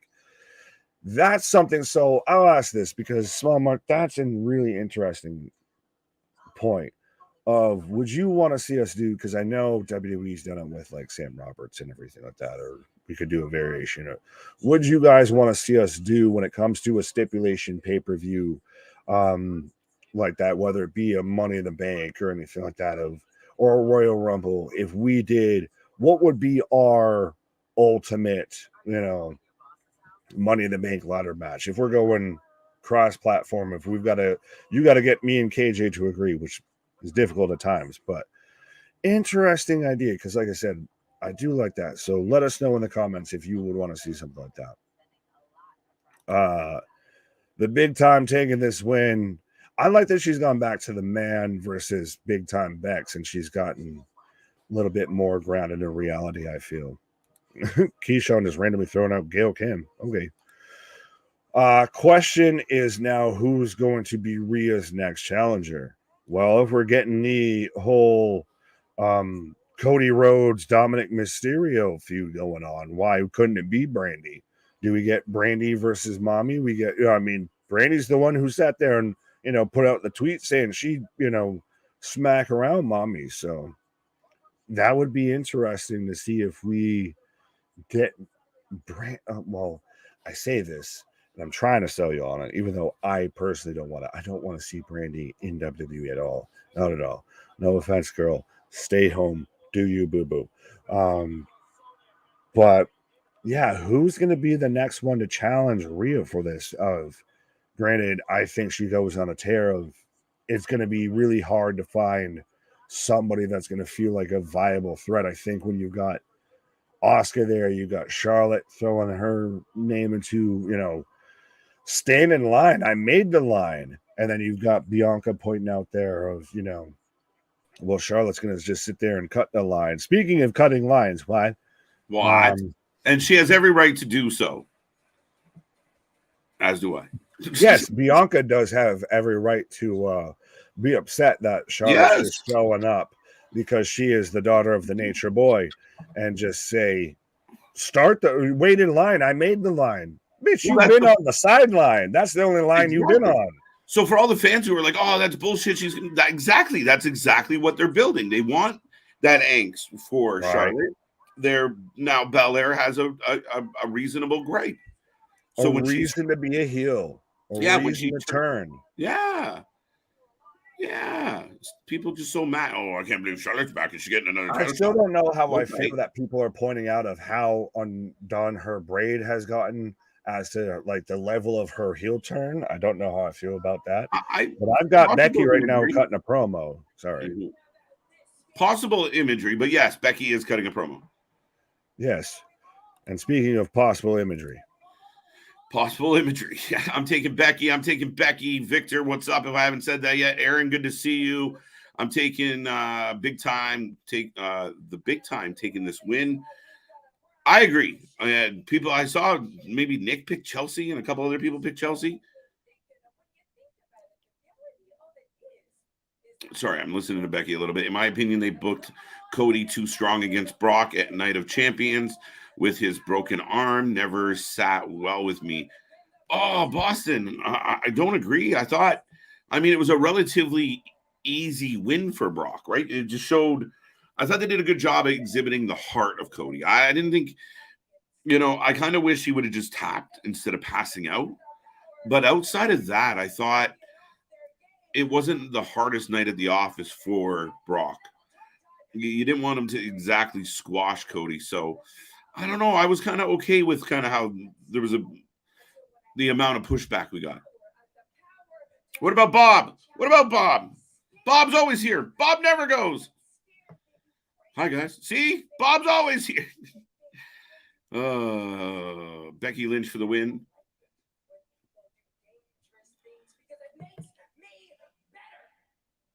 Little cheer from the crowd. Okay. I saw that come up while I was on my little pause there, Victor. It is a tough question. I mean, it really is. Do they hold off, and will it be something tied to the Money in the Bank? Perhaps. We will see. I mean, Becky's going to go after her at some point. I think Nick said it well. I don't think anybody's going to take that belt. It doesn't matter who the next challenger is. At the end of the day, I think Rhea is going to hold on to that belt for a hot minute. Becky wins Money in the Bank. That's my pick. I'll agree with you, Rocco. Both Zoe and Trish beat her down. Lita comes back. So it's okay. Yeah, highly possible. Lita did just kind of quit, right? She got a little beat up and didn't come back. But here comes Zoe. And I will say this. I think this is great for Zoe. For a lot of people criticize the WWE for not developing their young talents properly or bringing them in properly. Having Starks involved with Trish and Becky, it's good. She's getting a good amount of boo. She looks good. She looks like a badass. I like what we're happening. Yeah, there we go. Io or Raquel. Yeah, could see both. Got Becky for the win. If Zelina Vega wins Money in the Bank, rematch with Rhea. Not bad shout, though. She did put on a show. I don't think so, but I wouldn't be mad about it, Chambers. Welcome back if I haven't said it yet. Since Adam Pearce promised Bianca Belair a title match, I really think it might end up being, I don't think it's going to be Bianca and Rhea, Victor. I do think there's a three-way, a triple threat in our future. I think that belt's going to be contested amongst all three of them. I think. Piper Niven, nice shout. Hey, where is Piper?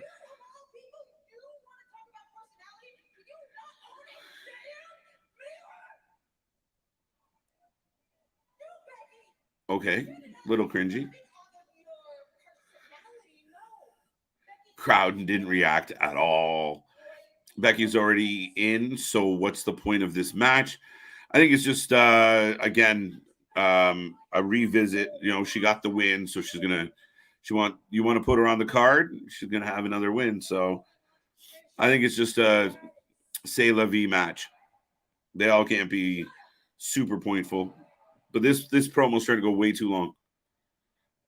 Roxanne Perez, yeah, tune in tomorrow. What did happen to the Big Show's 300-pound gold ladder? He uses it to get into his treehouse. He's got a big tree in his backyard. Oh, it's Chelsea. Irish last kicker. Absolutely. Okay, Becky off my screen. This promo is stupid. The promo wasn't stupid. It just went long. And the interaction with Zoe wasn't great. Now we got these women talking, and it's worse.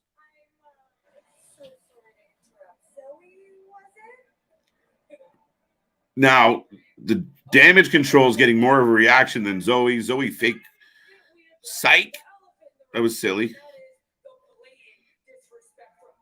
Okay, so I will admit this is getting harder to defend by the minute.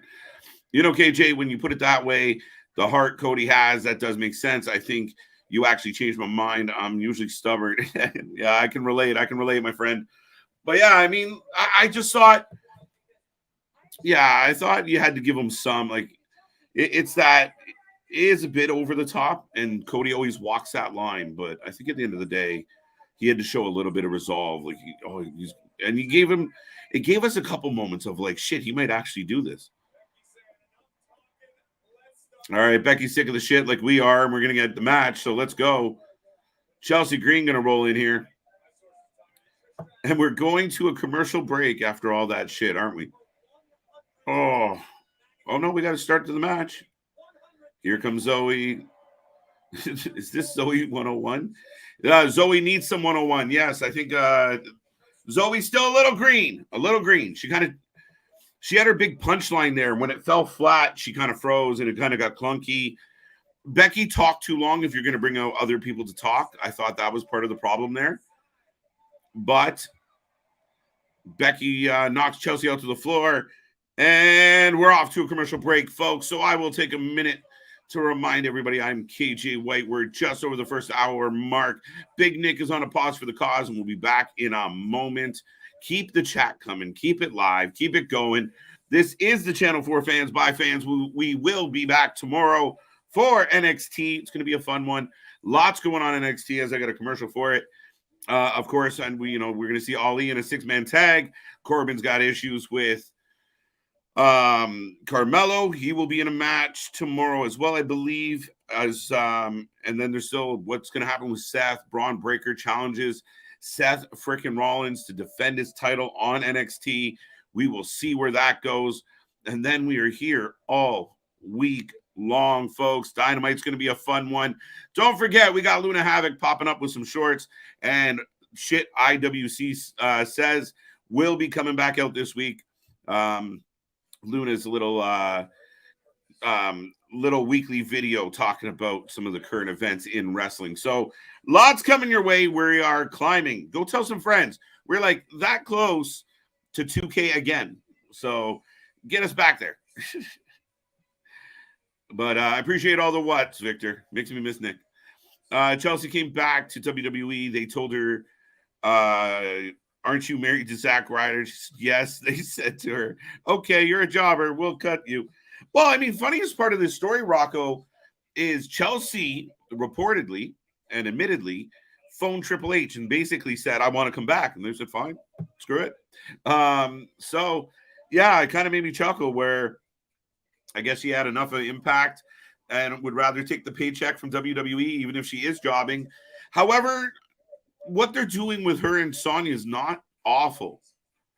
It's annoying. It's not awful. That psych out by Zoe, too green, looked horrible. It really did, JV.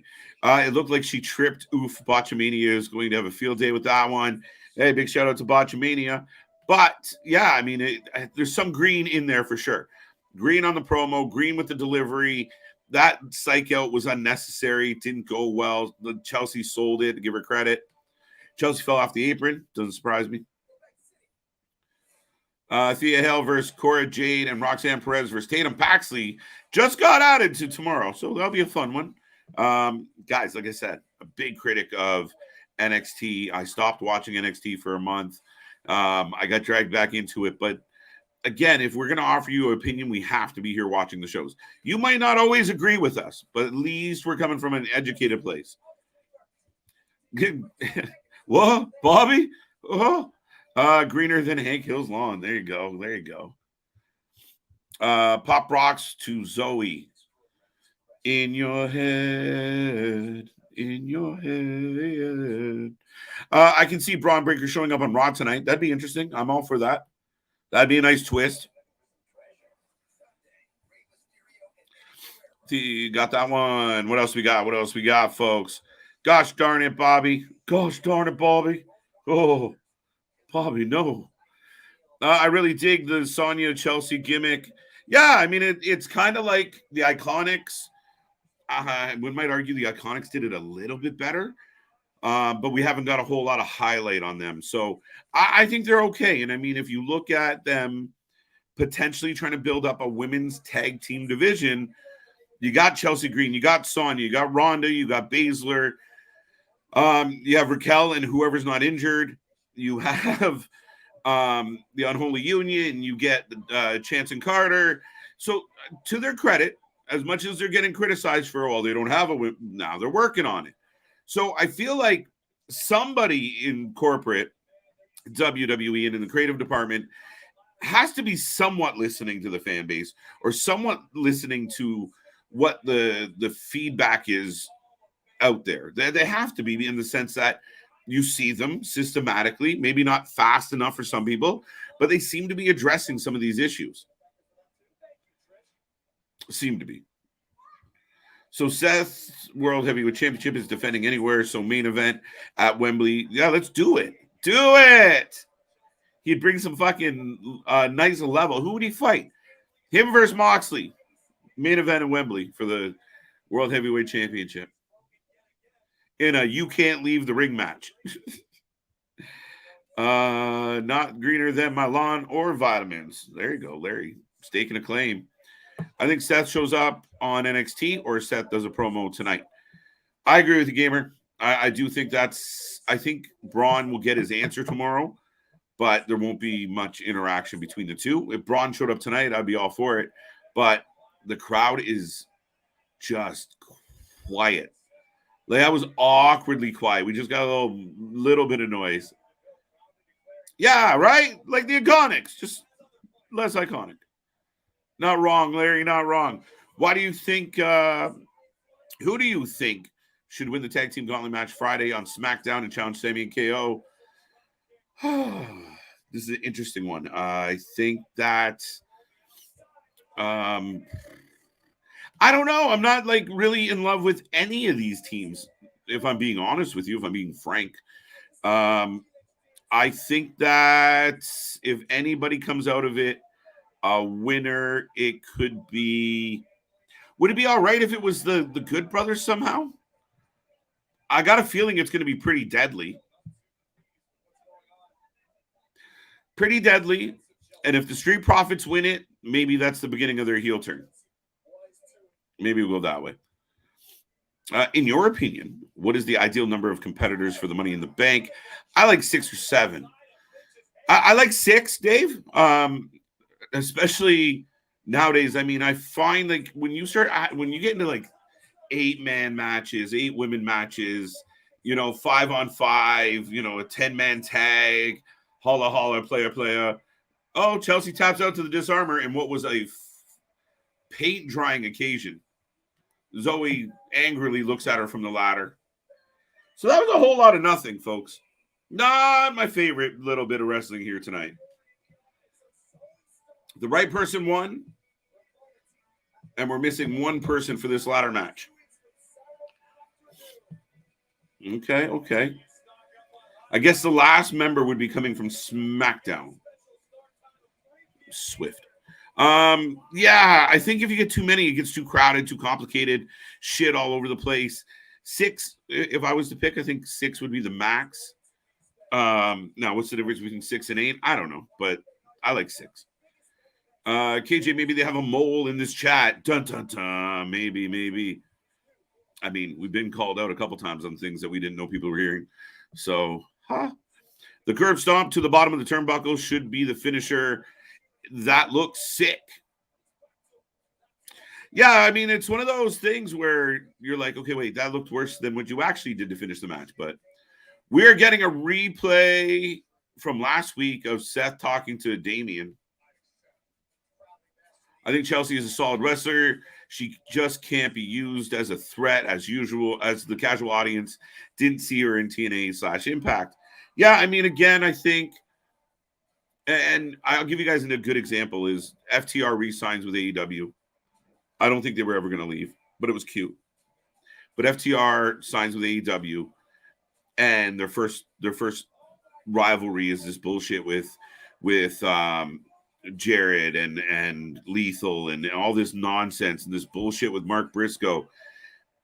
But to say, oh, they fucked up by going back, well, they still have another 3.5 years on that contract. Same with this. You're not excited for Aubrey versus Karen Jarrett? Fuck. I mean, are you kidding me? Like, how do you defend that? Oh, they didn't explain Brock and Cody. Explain Karen and Aubrey. They have a chair shot. Right? They should have a ladder match for Oates in the top of the fucking ladder.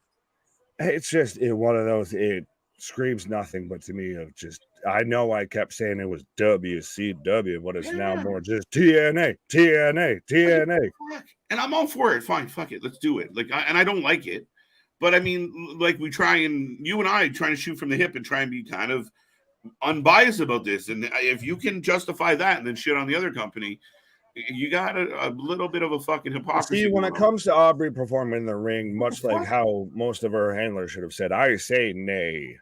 Nay. Right. The hallway is filling up with smoke, and it's blue. Rob Van Dam out here, apparently. Yeah, I feel like it's like one of the... That or you can see the fog machine directly to adjacent to Damian Priest's shoulder there. It's Bray Just Wyatt. a little bit. Wait. Yo, are they offering up dissension amongst Judgment Day? We got a pouty Finn Balor? I saw that was tweeted about and speculated about, like, the second that Damian's like, you don't need me, and that Finn was just kind of giving him the side eye. And even right now, you got Damian walks off and Finn's just gonna giving him the, like, you son bitch. Right. Is this how you spiral out into a babyface Finn Balor? Maybe. And cut him away, then what, though? Does the Judgment Day continue? Do they break off Damian end? Damian, Rhea, and Dom, like, that's the faction already. Like, do you miss Finn? Like, if you don't have the Judgment Day show up with Finn, are you like, where's Finn? I feel like everyone should be talking about where's Poochie. Right? That's what it feels like a little bit. Bro.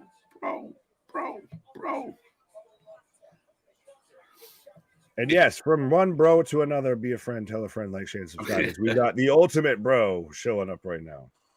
So Riddle's coming out, and again, we've been we got raccoons coming out now out of the slippers. Can someone explain to me? Wait, no, it's Canadian, so they're Rakins. Rakins? We don't call them Rakins here. No, not at all. So Trailer Park Boys lied to me. Rakins, I like it. I didn't even think of that. That's funny as shit.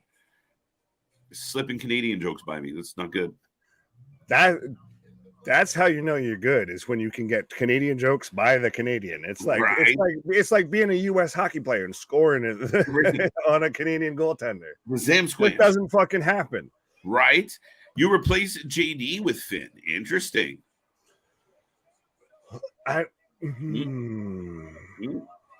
Your thoughts on this before I go? Maybe JD helps Finn. I don't know. They teased it a little bit. I don't know what it means. Could it be? But again, JD McDonough is not going to be the leader of Judgment Day unless this is a way for Damian to be a standout.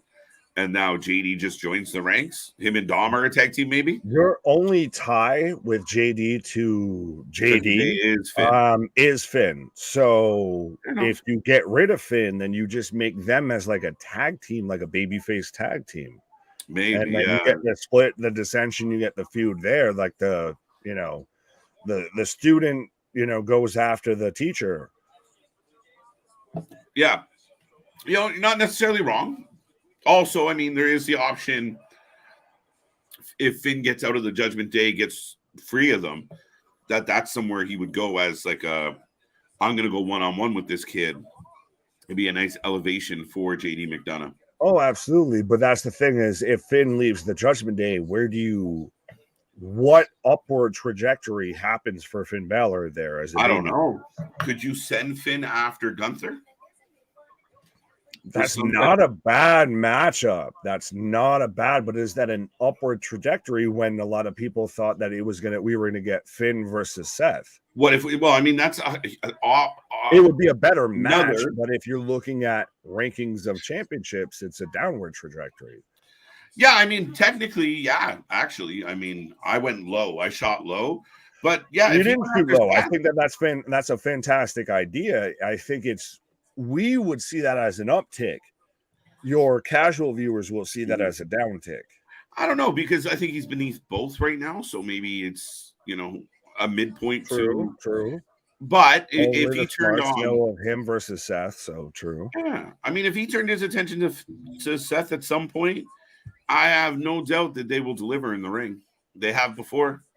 Well, I think that's a feud that works with Finn though as a heel right now, with the way that they are. It's you take the first match between them and you flip it, where Seth was the babyface, or Seth was the heel, Finn was the babyface, Seth's the babyface, Finn's the heel. If you run it back, but if you break him off of Judgment Day, how do you keep him a heel? Yeah, it's tricky, right? Like, how you're not going to go through that separation and he be I don't think there's a way to keep him heel with that. And I mean, maybe a nice babyface run for Finn. We go back. I mean, wrestling's all about the fucking entrances. we go back to the whole, people be thrilled. Dun, dun. Right? But, where was it? Oh, Terrence letting us know Maryland is watching you now. Well, let's see who can go further than Maryland. Let's see how far we can see who how else our is reach watching is. us? Maryland's watching us. Right. I know we Florida's got beyond that, but so let's see. If you got to outdo Toronto and New Hampshire. New Hampshire, yeah. And now Maryland. So you Boston's got to clearly watching us. Yeah, Boston. Bring back the Balor Club. How are you going to sell it, though?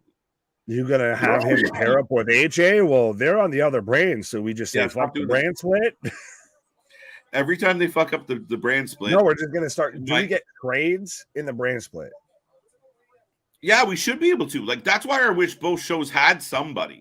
Like, okay, Pierce is Raw, and I don't give a fuck. Byron Saxton is SmackDown. Just somebody. Do you remember the draft to where commentators got drafted and JR got drafted? That was the last pick. And he's like, son of a bitch. Son of a bitch. Yeah, he's so pissed. Well, because that's when it was back to shoot to they literally didn't know. Yeah. Imagine drafting the Dudleys to different shows and them not really knowing it was coming. Oh my God. That's how you get put through a flaming table, folks. That's how you get put through a flaming table. Here comes Damien. Scott more about that, and he'll tell you. Right. Are they having Seth versus Braun at Money in the Bank for the title? I don't know. My assumption this could be at Great American Bash, Seth versus Braun. Is that next week on Tuesday? I feel like it's very soon.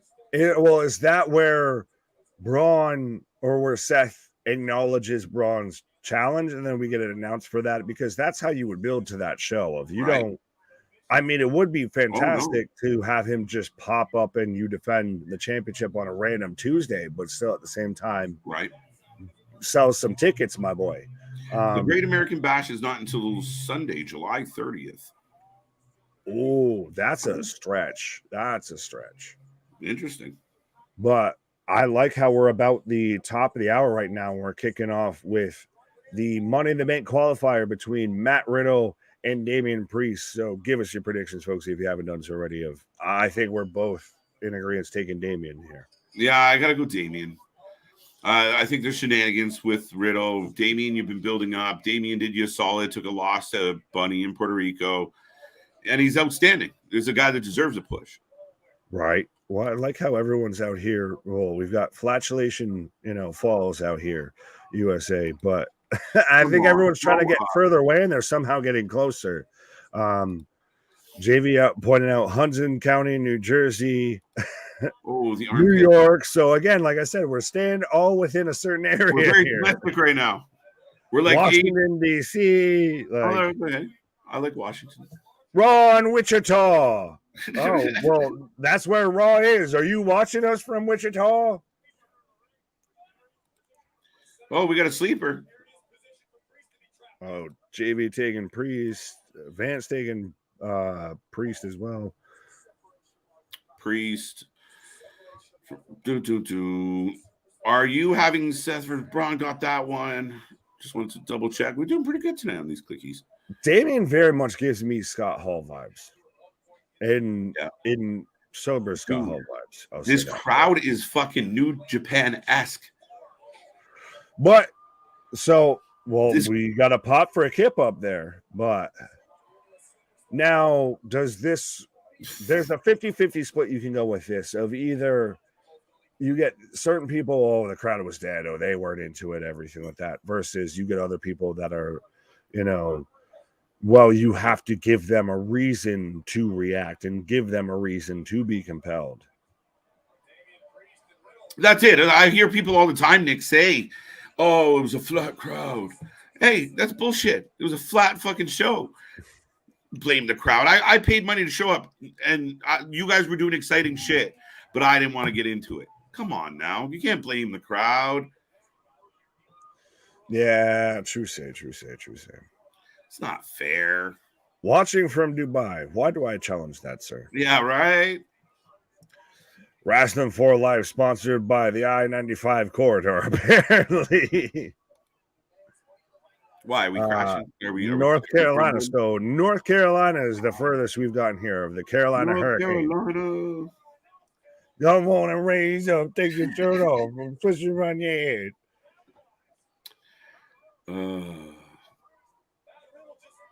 West Palm Beach, where Ted DiBiase was born. I don't know if that's a claim to fame or a stain on that place. 50-50 split. See? Perfect. Right there. 50-50 split. 50-50 split. 50-50.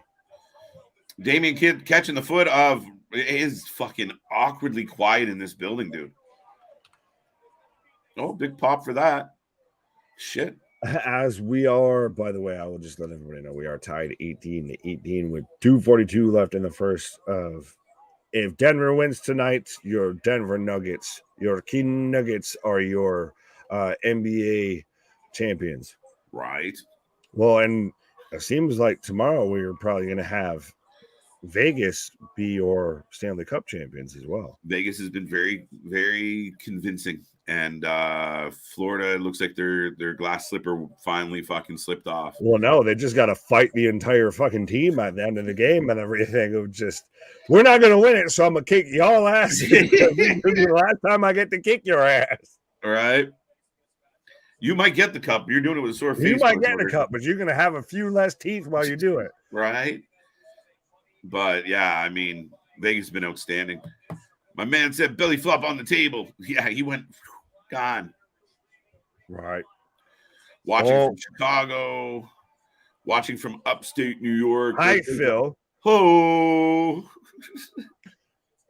See, but I feel like we've been this before, but you played this game with upstate New York. I feel like we've been through this tango before here. Of this one's for you. 316. Why? Why? I had a couple Steve Weiss's. Why? I hit that like button. Why? I hit that subscribe button. Why? I hit that bell notification. Why? Checked out the merch store. Why? I know. Why? Riddle does a roll through flip. Nobody in the crowd moves. One guy goes, yeah! One. Go back and look and tell me if I'm wrong. On the hard camera, one dude in the bottom left was pumped about Riddle's nip up. No one else gave two fucks. Not any. Not a. Oh, no. Oh, I was going to say, I'm getting the float over bro replay here. All right. Do I dare try and go back to watch this? It made me laugh. The one guy didn't even stand up to do it. Just stuck his arms in the air like he was on a roller coaster. Oh, big reversal. Priest up. Oh, I just got that. Right? Only one dude in the front row who looked like fucking Son of Frankenstein. Right? One guy was just like, somebody should cheer. Somebody's got to do something around here. As I've got Riddle, the replay of a German suplex or a bridge suplex for a 2 count. All right. Glens Falls. Fuck yeah. I guess since everyone's around New York, I guess I'll throw out of where I used to live of Possum/St. Lawrence County because Glens Falls is by me. But anyways, now we're getting too close to Pearl Dome. North Carolina, come on. Take it away.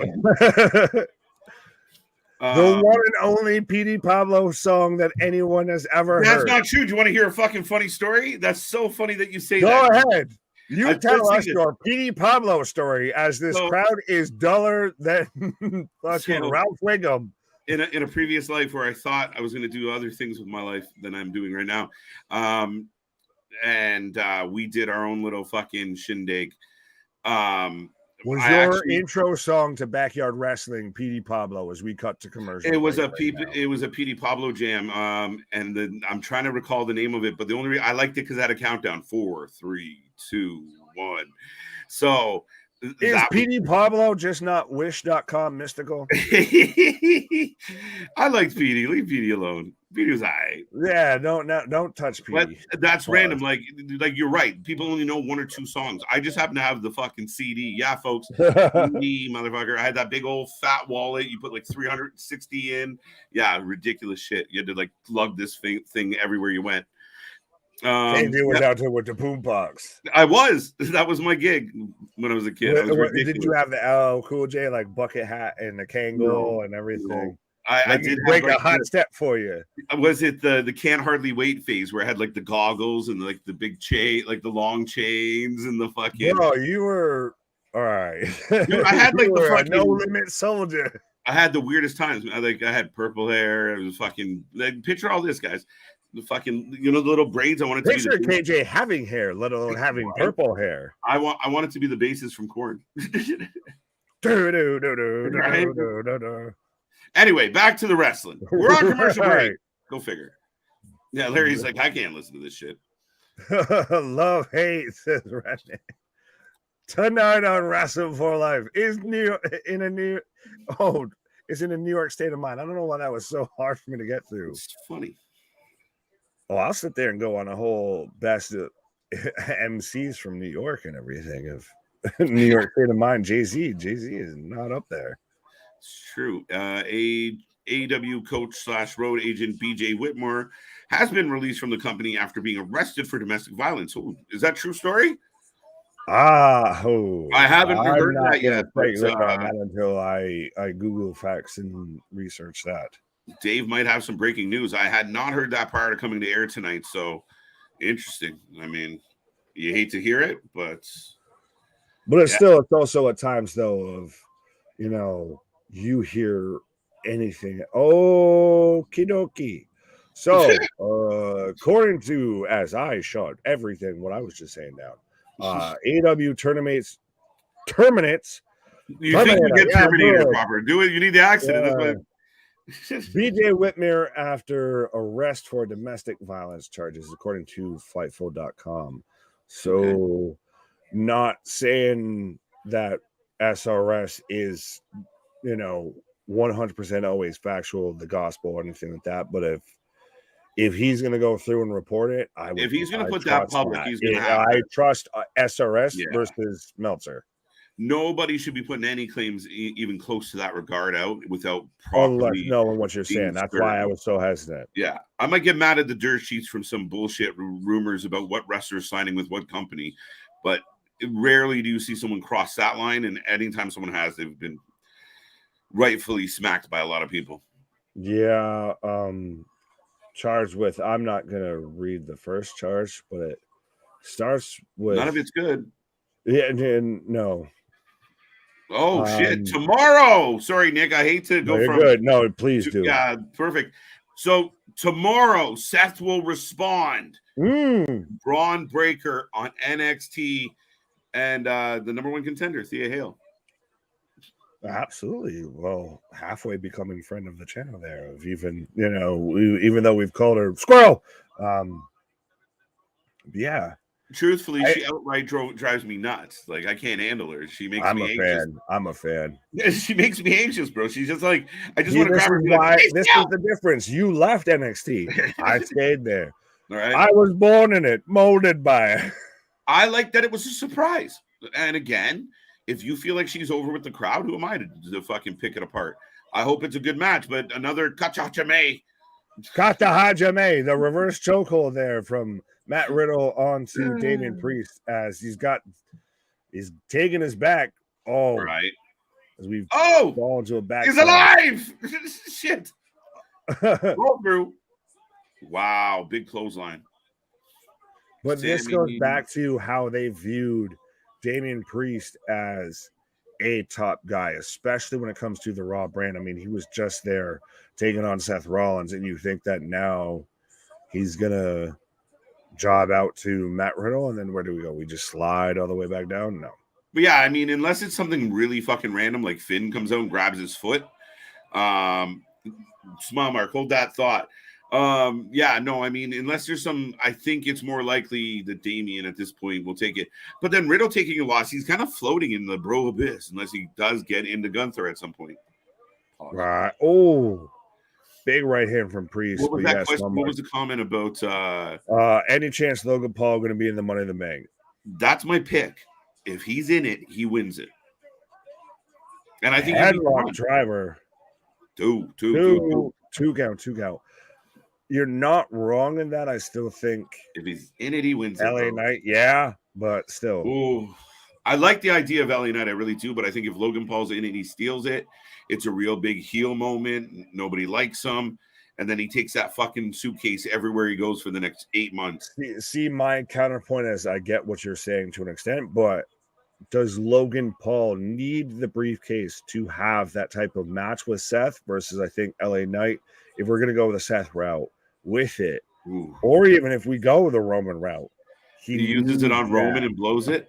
Well, either way, whichever way we go with it, LA Knight needs that briefcase more than Logan does to get to slide into a title shot. Yeah, no, absolutely. Riddle just yes, I see a comment. You can let the peoples know, but I'm not going to read it. That's what actually paused me there. I was reading that, and it okay. Mm-hmm. Am I the only one? That's what I was like. Please talk. We'll get that. Priest for the win. Ronnie, good to see you. Bobby, close. This is a hell of a match. Bush wins it in England. No. McIntyre's still a possibility, guys. UK too. Fuck. No, yeah. Night. Oh, yeah. It's 3:00, by the way. It's not quite a brunch with the boys. It's a 3 p.m. start. No, that's 100% a brunch with the boys. We're going to call it brunch? I love it. Have some brunch with the boys because you get right in the middle of 420, right in the middle of that show. What the fuck is you talking about? Oh, so okay. I didn't realize we're moving the chains. I like it. If it's not nighttime, it's brunch time. Move the goalpost here. Bro, I'm with you. Brunch is always you can have brunch any time of the day. I'm down. So it's brunch with the boys, 5 or 6 at this point. 5. Wow. Razor's Edge for 1, 2, 3. Big and Damian Priest picks up the win. Alexis is 3-0. I'm feeling like I'm 3-0, but wow, I like what they just did here for Damian. That match was flat as shit. Overall, the crowd is flat as hell. But we have Ricochet, LA Knight, Santos, Damian Priest, Butch, and Nakamura qualified for the men's Money in the Bank briefcase match. We've got one person left, and we've got Gunther and Ludwig coming out right now. What is this about? Nothing. We're setting up Damian going after Gunther for the IC belt. He cashes in. He wins, cashes in on Gunther. I mean, Austin Theory cashed in on the U.S. title, so let's not say that's. It's not out of the. What is happening? It's not out of the realm.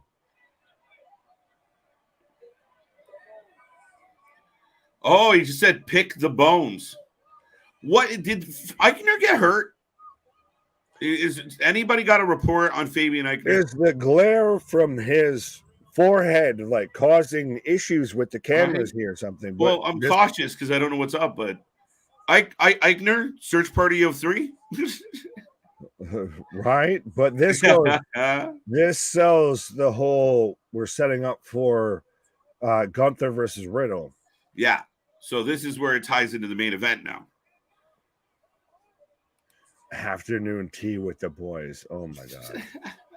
No, that'll be with Luna. We'll have to have Luna be like the pre-show before that. Yeah.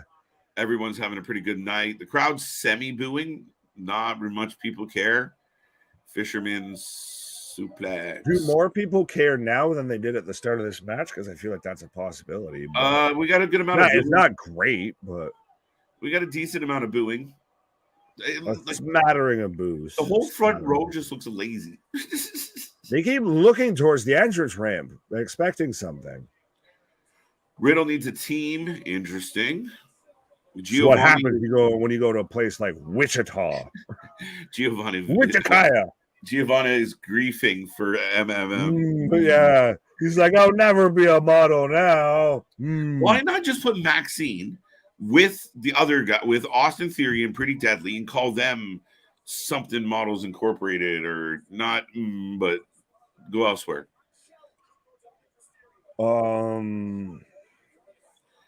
I was trying to make an asshole joke there. Yeah. Like trying to make it fit into an acronym or whatever. But I was like, I got to like AS, and I was like, how can I make this work? But yeah, no, that's what should be the maximum male models. But yeah. And I will say, I mean, I will admit, the last little bit here is dragged for me. The last 30 minutes. A wee bit. A wee bit. And then again, like the crowd has been all right in moments. They've been hyped for a few things, but they did not get. It was almost like the Becky Trish, or the Becky Zoe Starks, Chelsea Green, like sucked the life right out of the building. But this goes back to what I initially asked and everything, and now it's really, I feel like, come to fruition. Of you started off Monday Night Raw with your 3 top reaction getters, Rhea, Cody, and Dom, all in the first segment, and you had nowhere to go from there, I feel, except for down. And now you're going way down. Well, I'm a little surprised. Like, if we are having KO and Sami in the main event, why not? Why haven't we seen much of them? I know we kind of got a peek at them earlier, but why not have them kind of wove through the show a little bit? I'm really curious about the other options. We do have a good main event. We're going to get teased. Now we kind of see what's coming. I don't know, dude. I hope it picks up just a little bit. Well, it's an interesting way. It's a good way to start off, the top of your hour with Riddle versus Damian Priest. But now you've got to carry not only another hour through this, you've got to carry a second hour after that. Speaking of carrying, I had joked, but KJ is going to take a pause for the cause, as we're just past the 15-20 minute mark of the second hour Monday Night Raws. We've got Cody Rhodes, adrenaline in his soul, cutting a promo backstage. Is he wearing a WWF shirt right now? I don't know what shirt he's wearing out here with all of the flames and everything, but poor Riddle needs a team. Yeah, it's almost like Randy Orton, will Jay fall in line with the Bloodline? That's, I guess, up next on Monday Night Raw. So how do you feel of interesting enough as KJ, the defender of the WWE draft, takes a pause here of, we're about to get, I guess, are we just getting a replay of SmackDown, or are we getting an actual Usos segment here? Because this is going to be really interesting. Granted, we are getting a SmackDown storyline playing out on Monday Night Raw, but it's going to be really interesting of where we go here, of what do we do next. We saw Austin Theory trying to work favors with Paul Heyman. Does the Bloodline move from it being just all Samoans to just being more the island of relevancy?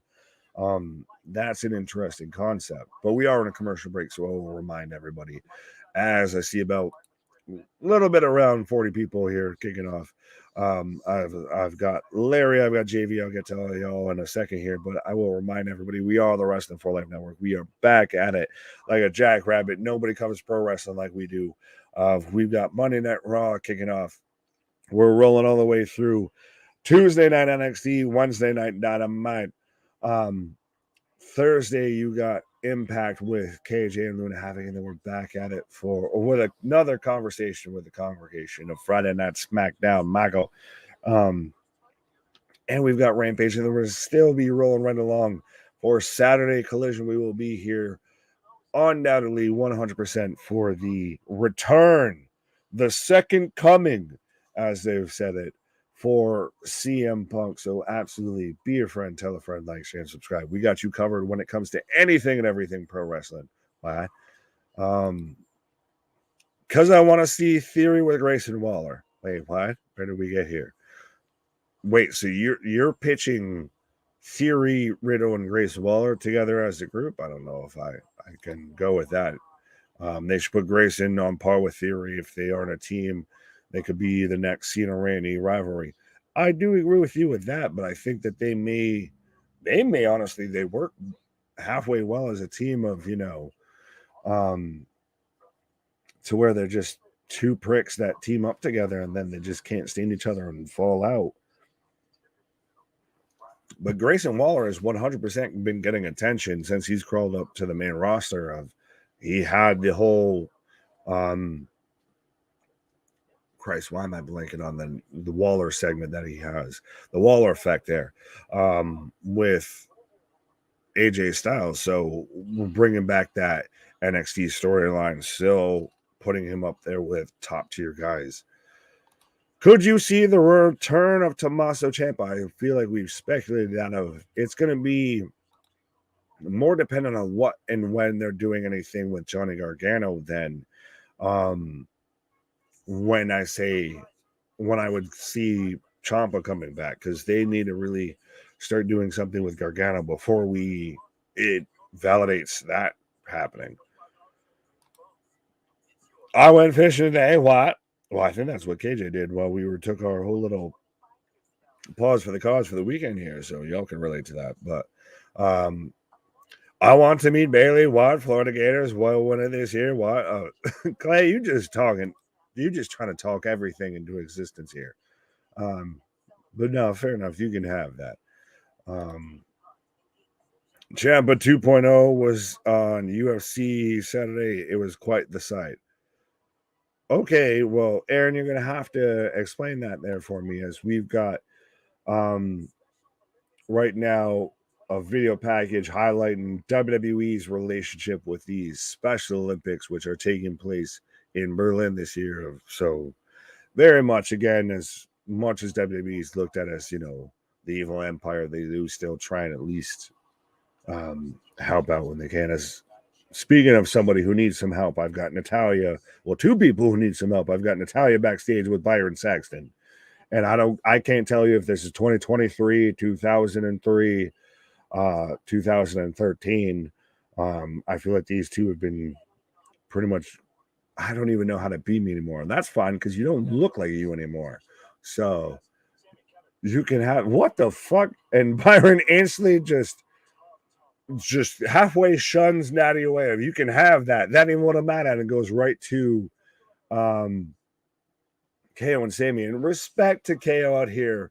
And I guess it might be a little bit fitting with, the passing of the Sheik out here is, he's got a Mean Jeans shirt, but, let me tell you something, Gene Mean, as we've got. So, yeah, where did Giovanni Vinci, where did Eichner go here? Because we've just got Ludwig and Gunther here, and they're calling them Imperium. The ring, like, this man's just putting in passes on syllables that ain't there. But I do like this back and forth. We'll see, and this is what would work, is if this was your Raw tag team division versus this is your only tag team division. This works a bit more. Because still on SmackDown, you have teams, and you have the OC, you have Pretty Deadly, I believe. Well, yeah, it's a SmackDown team, so you have a division that you could have over there. Granted, you could have Sami and KO jump across it because they're that talented, but it becomes a bit of a law of diminishing returns. And as this become just the best thing right now in pro wrestling outside of the Bloodline, is just KO just having meltdown promos to where he just loses his mind, whether it's setting up the Battle Royal for SmackDown or it's him right now there just losing his mind on Imperium. Speaking of Kevin Owens losing his mind, why? The minute he went off, I came on. All right, yeah, just a happy little accident there.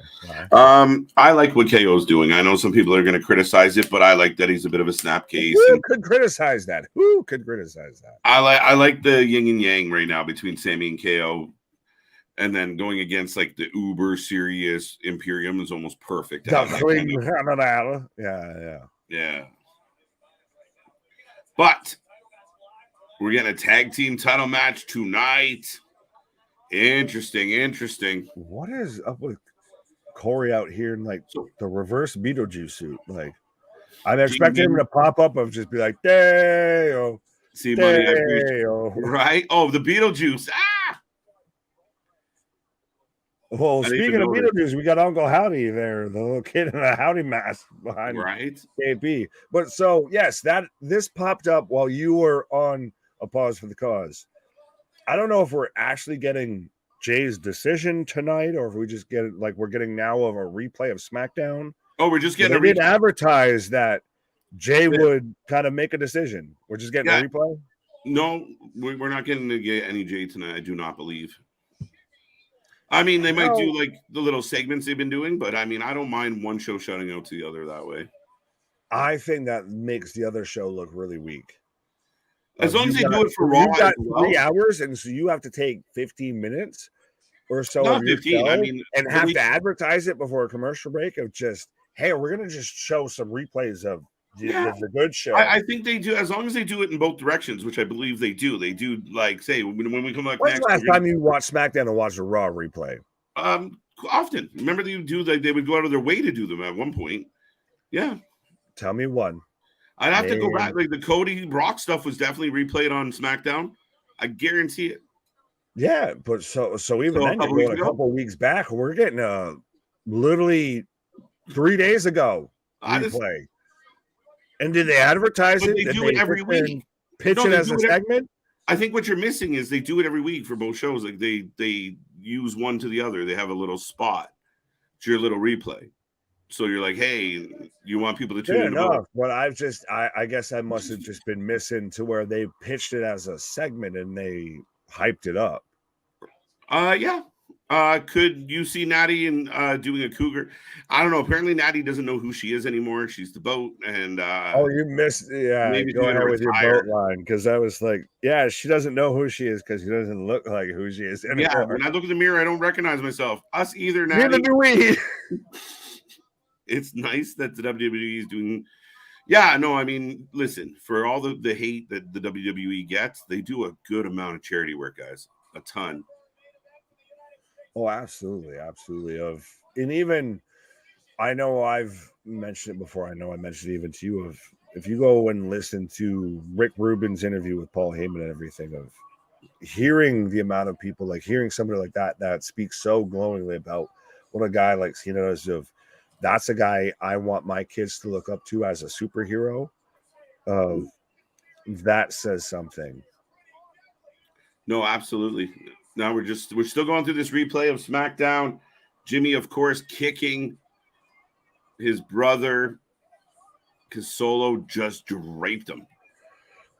Well, I saw some people who, might need to get their vision checked that said that this was a Solo botch and everything like that. It's like, what was the Solo botch? That's the thing. You just murdered him? You have people that just, they're looking for anything that they can to try and take points off of this. The two men actually collided. It's so nice when there's not a foot of fucking daylight between the two people that are supposed to be hitting each other.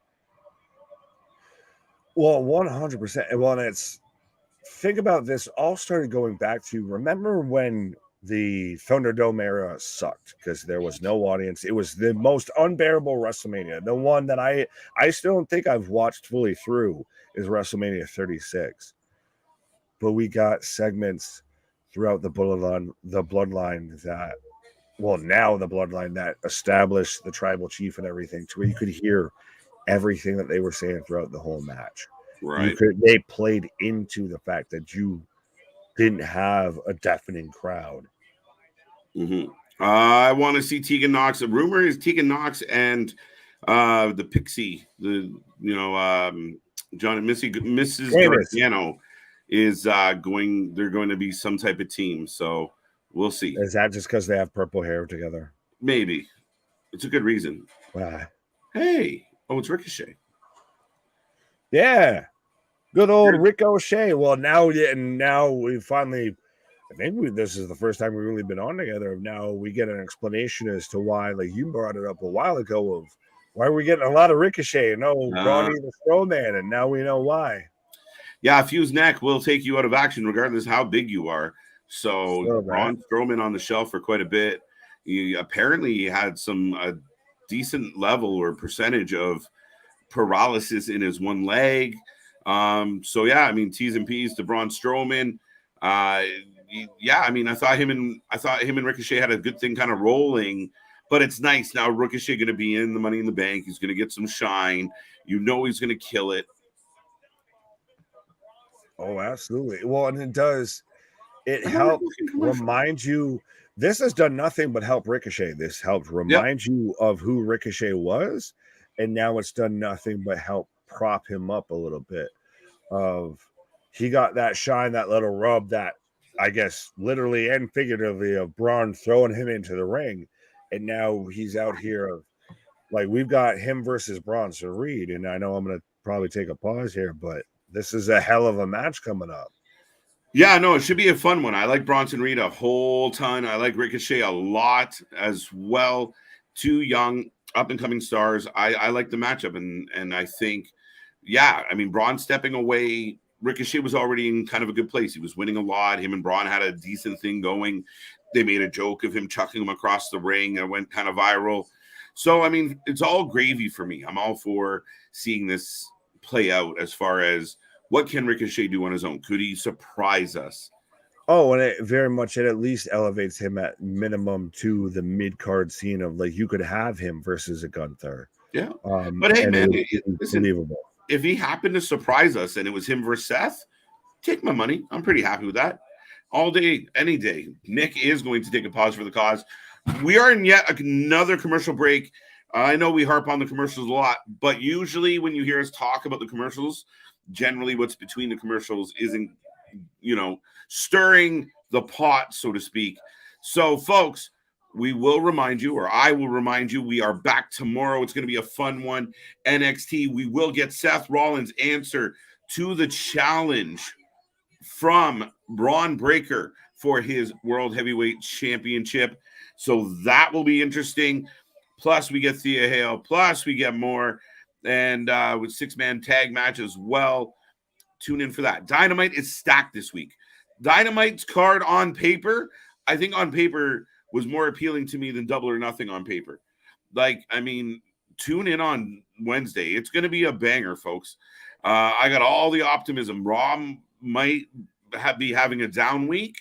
A great week for Dynamite to show up and show out and kind of take that top spot. I think the fans voted SmackDown #1 last week, so we'll see how that all plays out. But we will get back to this chat, folks. And like I was saying, here all week, like, subscribe, click all our links below. Go get yourself a t-shirt. Go get yourself a hoodie. Be a part of the family. Support the cause. And if you feel like we're not answering you, click that super sticker or click that super like or super chat and get our attention as well. Everyone in the chat who saw Heyman and Roman doing an official Paris World Cup promo. Larry, over my head. It's a company. They do it on both shows. The show, yeah. So I'm not crazy, right, Boston? Like they that happens. Okay, that's what I thought. I thought every week there's a little segment dedicated to the other show. I appreciate the support. Maybe a brand split, but they're still the same company. Yeah, I have no problem with them doing it. I mean, even if it is, we are a separate brand or entity at the same time, you're still paying the bills at the top. So yeah, I have no problem with a little shout out. Plus, you should be using your shows to build up other shows. It is a very smoky building that the WWE is in tonight specifically. We got Indashir here, Jinder doing the talking. Guys, I'm telling you, don't sleep on this team. They're large. They're imposing. Jinder's great with the mic. He's a solid promo. KO is jacked up on creatine. Absolutely. KJ White, Big Nick, you are the best. Kevin, I appreciate it. Don't over the best, but we're definitely having the most fun. Ricochet for the win. I like it. I'll go Ricochet as well. I mean, Bronson Reed could win it, though. This is a tough one. So your men in the ladder match. Right now, if you're watching, jump in the chat. Ricochet, LA Knight, Escobar, Damian, Dunn, Shakira, Nakamura. Nakamura. Who are you taking? Who are you taking in the Money in the Bank? Who's the favorite out of those 6 men? And will it stop at 6? Because right now there's no other question mark. There's no other TBD boxes. Get the spatula for Ricochet. Picking Braun for the win. All right. Okay. I like it. Kaiser is underrated promo, man. He's got skills on the mic. Yeah, I heard somebody, one of the podcasters recently, I don't know who it was. Maybe it was Brian Last. Somebody that I listened to was like, oh, I'm sick of this Kaiser guy talking like this. I'm like, are you fucking kidding me? Like, everyone says, oh, shit's so boring, and and you get a guy with some character, some flair. I think the Kaiser intro is great. I think it's outstanding. It fits perfectly into the feel and aura of Gunther. Why would you not do this? And maybe I'm crazy, but why would I not do it? They should use guys like Kaiser more. They get a reaction from the crowd, whether it's good or bad. Imagine if Gunther was on a babyface run, the fans would be going right along with that. Right? It'd be like Rusev Day. Got that one. How you doing? Again, it's good to see you. Good to see you. We're doing pretty good. I'll say we hit a bit of a lull in the WWE action tonight, which generally is the case for a 3-hour show. But we got a chance here to pick business back up in a big way as Ricochet and Bronson Reed going one-on-one. Braun was in the NASCAR driving a pace car. Yeah, I saw that, Alexis. Now, I didn't see any evidence of him actually doing it. I saw it advertised that he was going to do it. Can you, days after fusion surgery, can you do that? Somebody let me know. I feel like checking his blind spot would be challenging. Bronson Reed, Ricochet for the win. So kind of split crowd. Corbin versus Dragunov should be awesome. Who saw Heyman Roman part of an official Paris World Cup promo? I didn't see that, Larry. Anybody? Oh, look! Shinsuke. Noam Dar versus Nathan Frazier. Yeah, in a Heritage Cup match. So that match will have its unique Heritage Cup rules. I'm semi-curious. I don't know. I was super happy about the return of Noam. I'm like, yeah, we got him. Noam. But I don't know what happened. I think I'm not sure how I feel about this faction and how it all set up. We'll see. Wow, Reed chucking Ricochet back into the ring. Springboard. It was reported we would see Chad Gable's storyline get developed and JD McDonough on screen. However, Vince made changes remotely again, and I fear those two things might have been scrapped. Richard, I have not seen the reports that Vince was involved again. I don't know how true any of that is. And they might be completely true. I have no idea. However, I mean, I don't know why, Vince called in just because, what? He doesn't like JD, doesn't like Gable? Nah, the little guys, get him off. Maybe. Is it possible? Yeah. Would I put it past him? No. Is it likely? I don't know.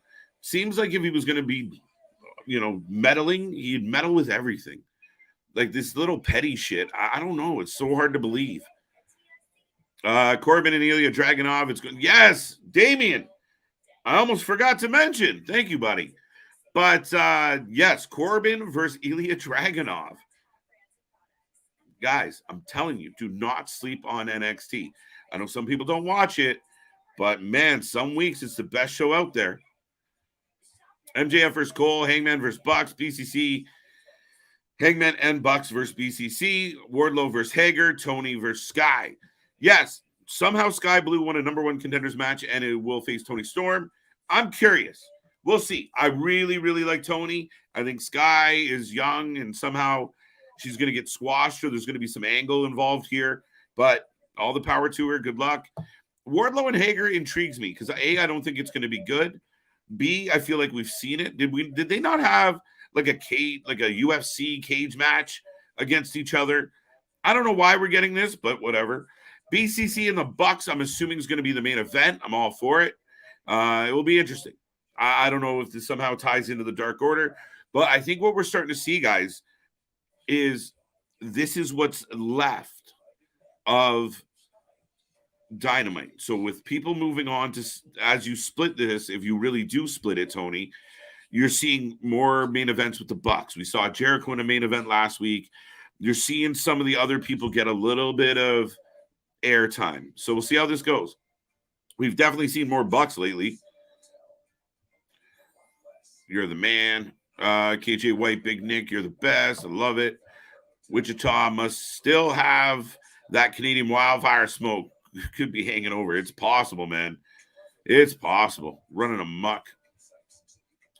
Riddle for the interference in the tag match. Yeah, Bonkers, I'm with you on that. It feels a little bit like a layup. It feels like that's the obvious thing coming here. Yeah, I don't know. Like I said, this has not been the most fast-paced, oh my God, Raw we've seen in a while. I think that's me being polite. Priest, LA Knight, win, cash in on Seth. LA Knight, no, Priest, win, cash in on Seth.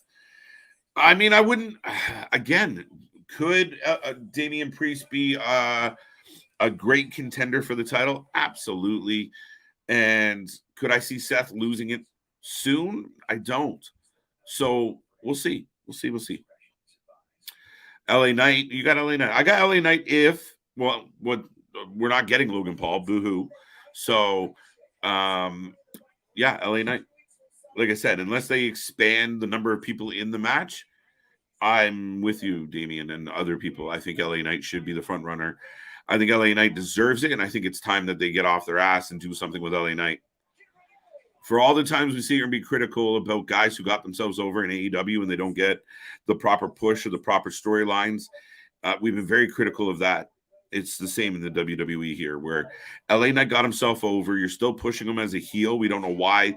The crowd loves doing the that was a terrible jump-up kick. Speaking of daylight, a bit of a botch by the boys, or bad camera angle, depending on how you want to look at that one.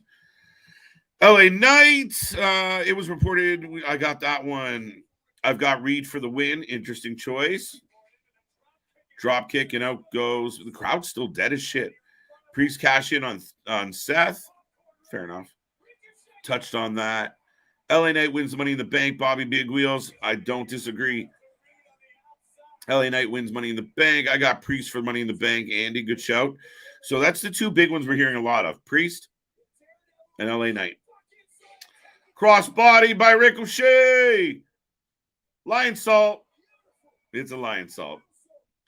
This will be pretty obvious. Bronson Reed, obviously. All right. Right now, Bronson in trouble. That obviously is not looking so obvious. Look how when Boogs was a guitar for Shinsuke caught on quickly.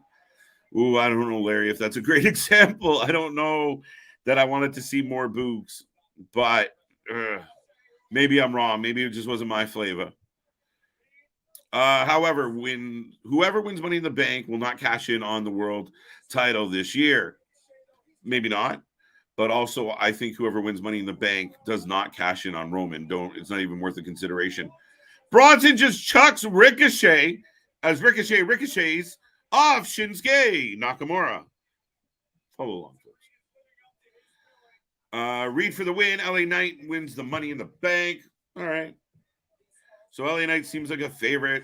Now, are people going to be butthurt if he doesn't win? Or can we accept it? Tsunami! 1, 2, 3. You might be right. You might be right, Richard.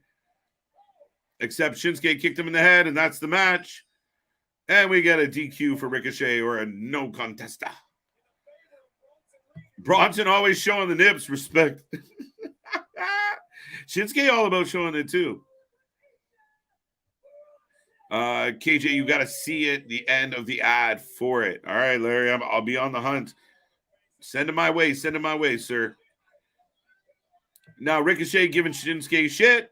Bronson taking out both Shinsuke and Ricochet, and the fans continue to make no noise. This is honestly like a New Japan show. It's crazy calm.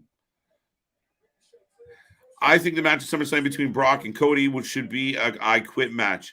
Larry, I thought that that's where they were heading. Now, if you want to believe the dirt sheets that it was going to be something hasn't been used in a while. I know Bull Rope match has been kind of an IWC favorite. A couple of people thought maybe dog collar, but rumor was that Brock turned that down. So I don't know. I mean, I Quit makes sense for me based on the previous matchup. All right, now Bronson. Oh, Ricochet and Shinsuke hooking up Bronson. Now the crowd cheers a little. Oh, they barely pulled it off. They barely pulled off a double suplex on this man. Kevin Patrick. How is the ring still standing? Shut up. Now we're getting holy shit chants. Holy. Speaking of barely pulling off, how we doing, sir? Pause. Pause. Why? Barely, eh? Barely. Well, speaking of Ace, we got KO and Sami backstage here, eh? Right. So what was that exactly? Right? The blow up. Well, that's at this point it's become the best thing with KO. He just loses his fucking mind. Nick, true or false? A segment like this should have been earlier in the show when it started dying. If you would have slipped something like this in a little bit earlier. Mm-hmm. Mm-hmm. You're awfully intense. I'm not intense.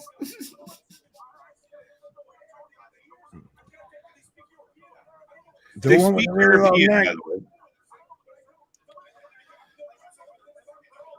Is this KO's way of getting himself over to counter Sami? No. I think it's just letting them loose. I think we're getting more of like the KO we had earlier with Jericho. You're kind of cutting him loose a little bit, but I mean, I think at the end of the day, it's just the positioning. He seems fully aware of where Sami's level of over is right now. I think it just leads to a good rivalry down the road. Sick of your shit. But that's what I'm saying. I feel like that's a bit of you let KO do KO, so you don't let him just get engulfed with Sami. Okay, yeah, no. I see that. That's how I see it. I agree. I said the same thing you said differently. No, you're fine. Speaking of differently, I think Finn needs a different shirt because what the fuck is this man wearing? Finn looks like he's about to go in his room and light a candle and listen to my chem. What the fuck is going on with Finn? I wish you would step out from there. Son, when? Right. I think the match. What do you think the match between Brock and Brock and Cody's going to be? I've heard it being a Texas bull rope match. I still think we speculated, or might have just been me, have speculated that being a dog collar match, or even the idea of it being a strap match. I think something like that. That's something a bit more old school. That's his hard times out here, baby. When you're when you're out here doing watch parties better than anybody to do it, baby. You need to be a friend, tell a friend, hit that subscribe button. You know what it is, baby. Right. Yeah, no, I think it goes back to it being that classic vintage, that Mid-South wrestling, that Florida wrestling, that Memphis style wrestling. You get back to a feud like that. And a strap match, a dog collar match, anything like that with Brock Lesnar attached on the other end of that. You're telling me that that's not terrifying? Yeah, you have Brock Lesnar yanking you around by a strap all night. Yeah, whoo. This man's neck is the size of a fucking oak tree. You're telling me he's not gonna just literally just come over here, look at this from fucking pillar to post with you? Like, what's going on, Tyler? Welcome, folks. We are in another commercial break. We have eclipsed the 2-hour mark here on a Monday. As I've said, as Nick has said, we are here all week long. We cover more live wrestling than any other channel out there. Make sure you hit the like. Make sure you hit the subscribe. We are climbing, folks, and we're about to hit 2K in the subs, and we are nothing but humble. So keep coming. Keep telling your friends.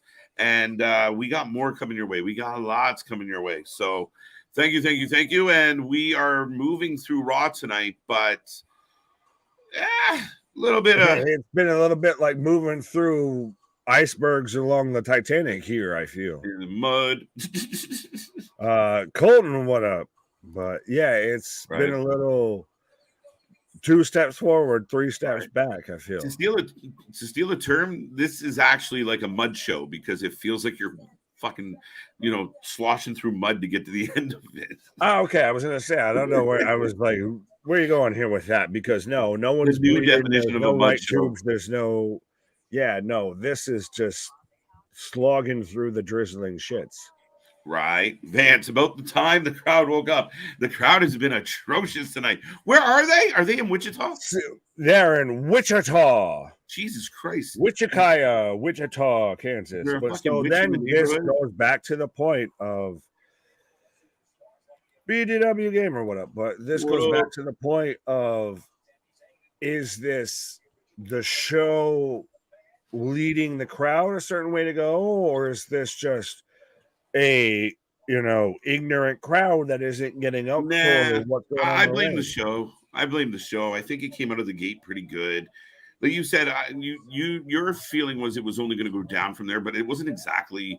To me, it wasn't like a fucking ball of fire out of the gate. So I thought just continue to grow on a good start. And then we hit kind of the Trish and Becky stuff. It was a bit of a roadblock. And we never really recovered that much. Even what we, decent match we just had between, Bronson Reed and Ricochet ends in a DQ, bit of a back and forth, a superplex, man. I don't know.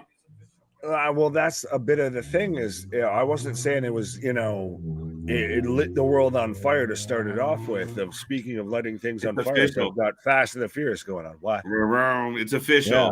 We are getting a tag title match tonight. It's official. Adam Pearce has no hair,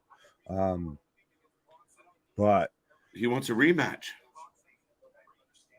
Ricochet, you're already in the fucking Money in the Bank qualifying match. Like, this tells me A, Ricochet's not winning it. B, we're just setting up a feud after that Money in the Bank briefcase as Nakamura Skywalker back right behind him. Is this what we're gonna get? Is because Braun's out, as now we're gonna get Nakamura and Ricochet as a tag team? I don't think they're gonna get them as a tag team. I think we're just trying to build to this Money in the Bank, right? Make it there's some type of intrigue other than we're just showing up to fight for the suitcase, That is valid. I do like that. I hope. I mean, that's kind of what, like, he's mad at Bronson now. He wants to fight Shinsuke, but Shinsuke hates Bronson, so Shinsuke is going to fight Bronson. So at least there's some, like, when we get to that match, there's already pre-existing beef between the guys. Well, and you do like that intertwining, that even though, we're all going for the same goal, you like those little mini intertwined feuds that we have going on leading into it. Right. Yeah, Wichita is a struggling unit, but I mean, I feel like there's only been, there was parts of the Damian Priest match where I thought they could wake up a little. We got a holy shit chant last segment, but I mean, they haven't been. Well, no, we got a holy chant. A holy chant. Right. Here comes Prince. Colton saying, I made her own WWE 2K23 belt. Well, fair enough. We'll see. We got that one right above my head right now. So can you outdo that? We need to are we going to get, a new unification title belt presentation? Is that what we're going to get here? We'll have to see. Right. That's at the end of this match. They win and they get new belts. Well, no, I was this man's out here saying he made his own 2K belt. So that's what I was like, do we need to have a unification standoff here? So now we're getting Finn Balor coming out, and I think a lot of people are a little more perplexed than anything else. Because he looks like he's showing up at your local fucking bowling alley with this shirt. Literally, has he been done the most disservice since Edge was in Judgment Day, and then he took over, became the leader, and then quickly outgrew him? Like, he's still become the fallen misfit, I feel, amongst all this. I don't know if he was done a disservice as much as he just got overshadowed. Dom and Rhea got super heat. Damian's kind of come to the forefront as a top guy with lots of potential, and Finn's the guy we've kind of seen. So he just kind of got, And I think that's what he's going to. I feel like we're going to get a real heelish promo here. But I was going to say, but you have a guy like Finn, you have a guy like Prince Devitt, and he's the guy that falls by the wayside. He's calling out Finn. Fuck it. Wait, what? He's calling. Did you just say he's calling out himself? What? He's calling out Seth. What did I say? Oh, you said he's calling out Finn. I was like, is this man having a fucking Tyler Durden moment right now? Right? Finn Balor. Come get me. Listen, Prince Devitt, you and I need to have a conversation here. Well, he's calling out Seth, but he is here tonight. Everybody challenging the champ. Let's go. But this is how you make it the workhorse division. The crowd finally stood up for something. This man really blending in with this belt each week nowadays. It's the new thing. Oh, 100%. One in the name of Joe Exotic. This man fucking wearing out here. I am never going to financially recover from this. Right.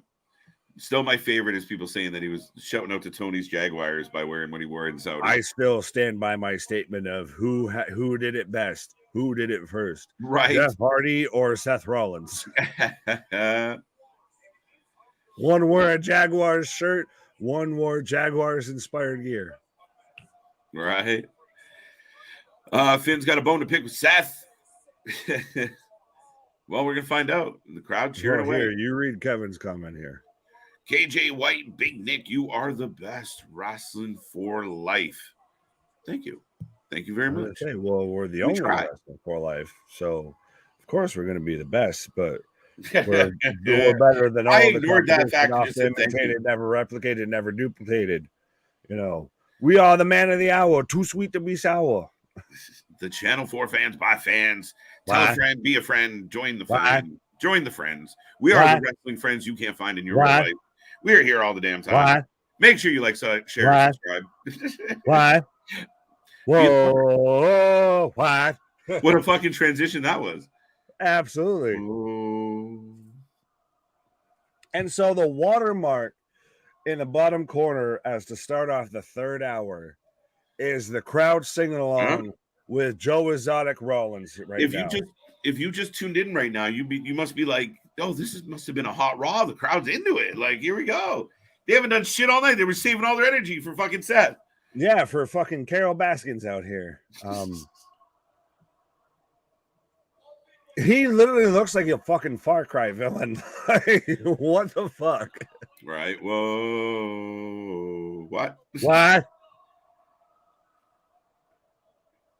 It's that I see you've been the harbinger for all of this for the longest time, and this is what's made, especially Monday Night Raw with who they have on their roster, so great. Is you got Rollins right now, and Vin can't get a word out because it's whoa.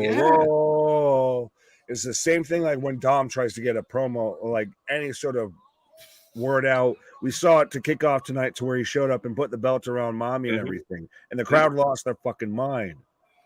See, if I was Finn, I'd say fuck the promo. I'd throw the mic at him, hit him, and then that if that's where we're leading to is some type of challenge, I would just hit him. Like, get so frustrated by the crowd, just hit him. They don't know how to respond. They don't know how to go off the cuff with this. Because that's the thing is literally there is nothing Finn is saying right now. Nothing. I criticized the shit out of Seth Rollins for being a little too over the top but he was so fucking committed to the gimmick. And now it's just such a powerful thing. Like, they're still going. Well, Artist is out here saying, I just don't understand the Rollins chant thing. It's dumb now. I don't. You argue with 20,000 people out there in Wichita because. And even literally, Finn's having to say, this isn't funny. This is serious. As Seth literally didn't say a fucking thing. He just literally sat there and held the mic to him and just heard the crowd go. Like, he is the Brett to Roman Shawn. He is the Rock to Roman's Austin. Right. Like, at this point, it's not debatable. It's not discussable. Like, this is 1A to 1B. What did he just say? I don't fucking know because the crowd didn't let us hear it. Are you having fun? I'm not having fun. You're not having fun. Get out of my swamp, fucking hole. What are you doing in my swamp? I know. Rollins. I don't care. And he's out here and just, we're going to stay up late telling Hard as my guy. championship stories. And in the morning, I'm going, whoa.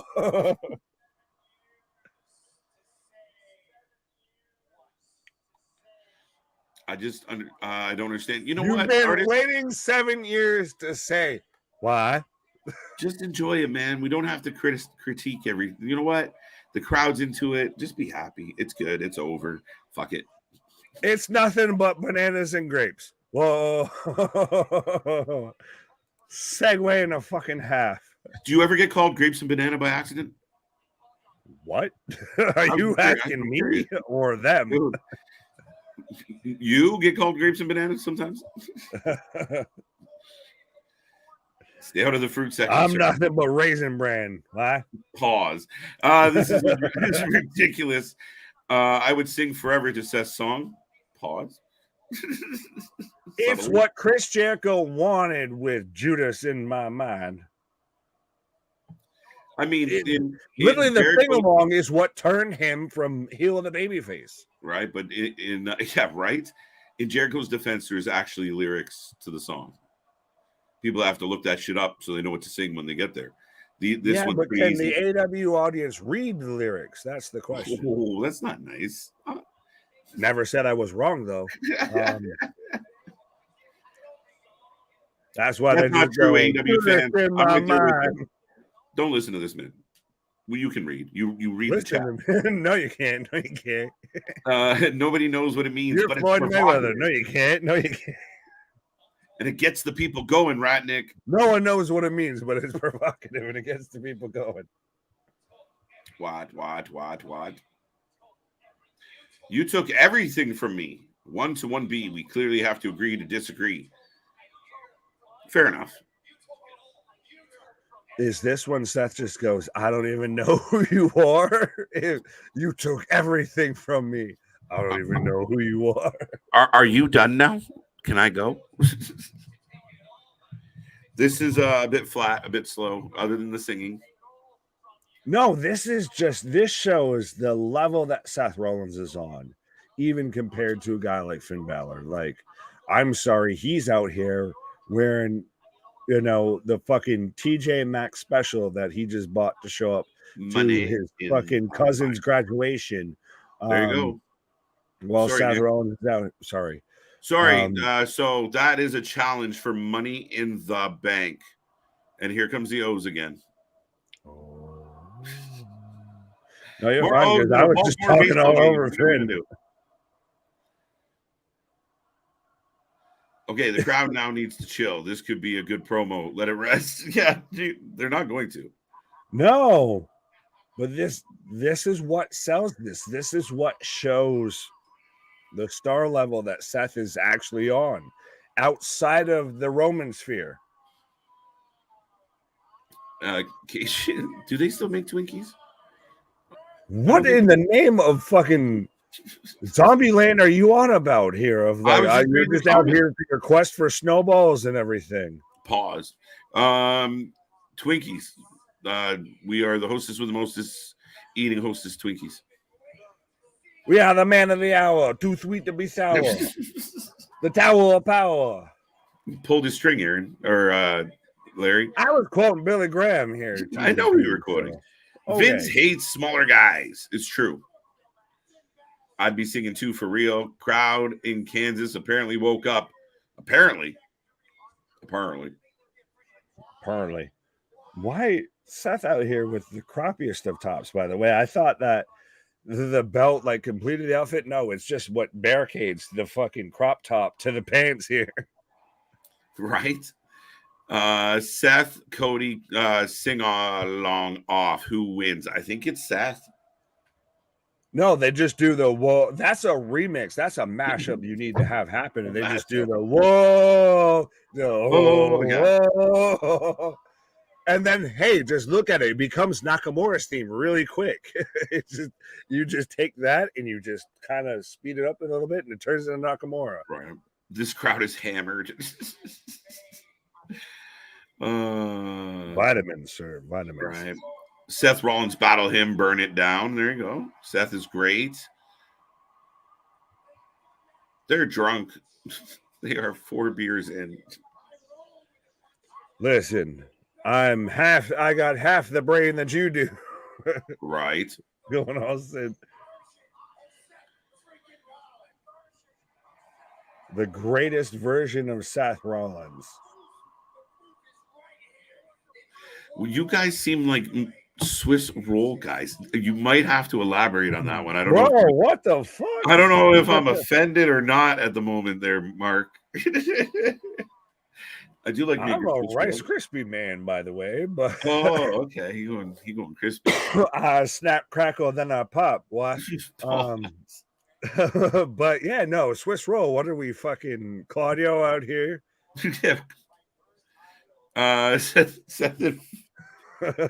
Seth versus Finn, Money in the Bank. Yes, sir. So then we can take all this Seth Dom shit and just throw it by the wayside. Or no, Cody Dom. Fuck, sorry. Right. Joe Exotic versus the Demon in a Becky Lynch on a pole match. Becky Lynch on a forklift match.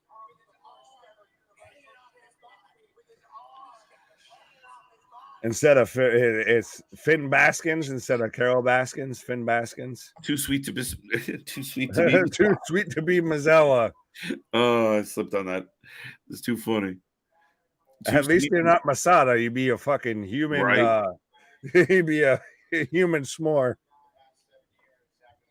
Not gonna lie, I'm ready for Seth to face Roman. Not happening anytime soon.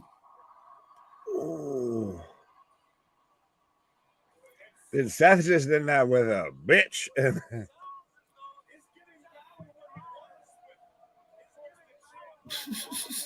Seth is 100% the perfect counterpoint right now to Roman. Invoking the demon. Dun, dun, dun. Sorry, I missed what you said. I was just saying Seth is the perfect counterpoint to Roman right now, but I will counter with you invoke the demon at this point. Like, when's the last time the demon won a match? The fucking demon was there and springboard tope con bacho the fucking top rope after it got cut. So right. So right now for Money in the Bank, we're getting Dominic and Cody, Nick. We're also getting Finn and Seth. We're getting 2 ladder matches. Not a bad start. No, well, again, they made me eat my own words of what I was just saying. I don't think this match is going to happen. And they're like, by the way, I'm Money in the Bank. We're going to get Cody versus Dom. I'm totally okay with missing this. I was going to say, if you want to go before I go. Delicious. I love me a good Star Crunch. What's a Star Crunch? Bro, so are we going to have to? So you go take your pause here before I, do my thing. And I'll go through, I guess, the fucking Little Debbie multiverse. What are Star Crunches before I go? Like, I might have to go try and find them. Star Crunches are like, if you, by the way, as we're going into commercials, we've got Smiley Raquel Rodriguez. Star Crunches, if you took a no-bake cookie. Okay. And put it on crack. Sounds like right up my alley, sir. It's one of those of like, do you like having teeth? Yes.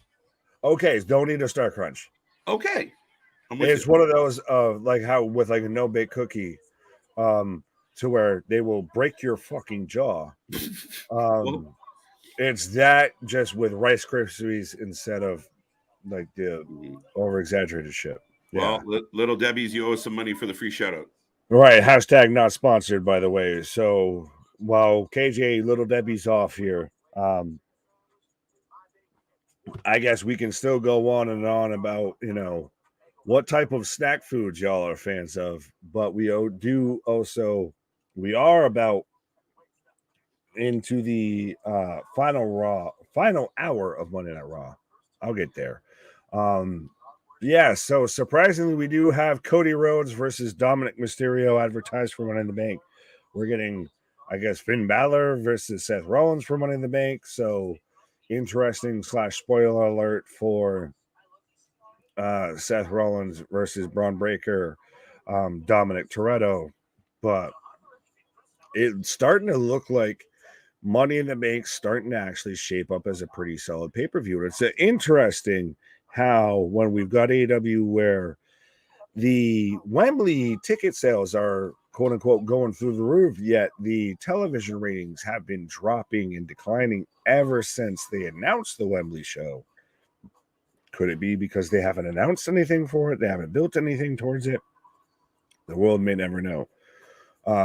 But as we are in commercial break, folks, let me know so far as we're 2 hours through Monday Night Raw out of 3. Let me know what you're thinking so far. Monday Night Raw. Let me know what you got going on in your wrestling mind. Why? Miami 62, Denver 60, third quarter, 5 minutes to go. I'm going to have to check that as like I said, I am in commercial break. Yes, 4:34. So this is Miami win and stay alive. If Denver wins tonight, you have the Denver King Nuggets as your NBA champions.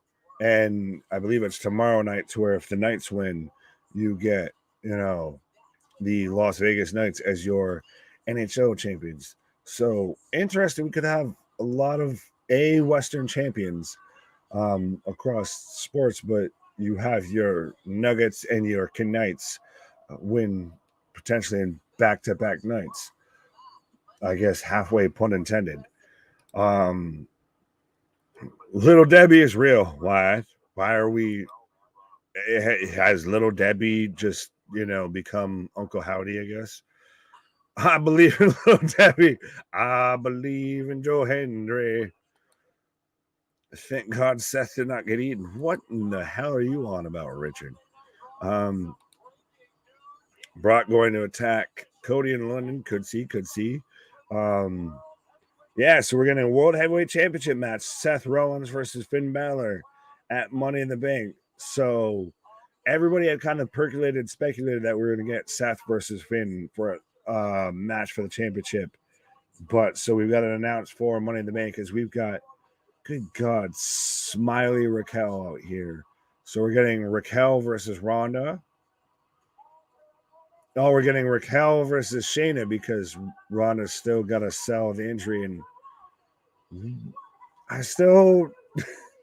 they look like fucking Fifth Element, like villains, I feel, this whole time. But anyways. Boo, quarter water, the little jug of juice from the bodega, ingredients, water, sugar color.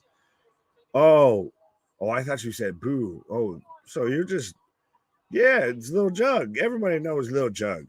100%. 100%. That's the best shit of, unless you got that hose water, tap water.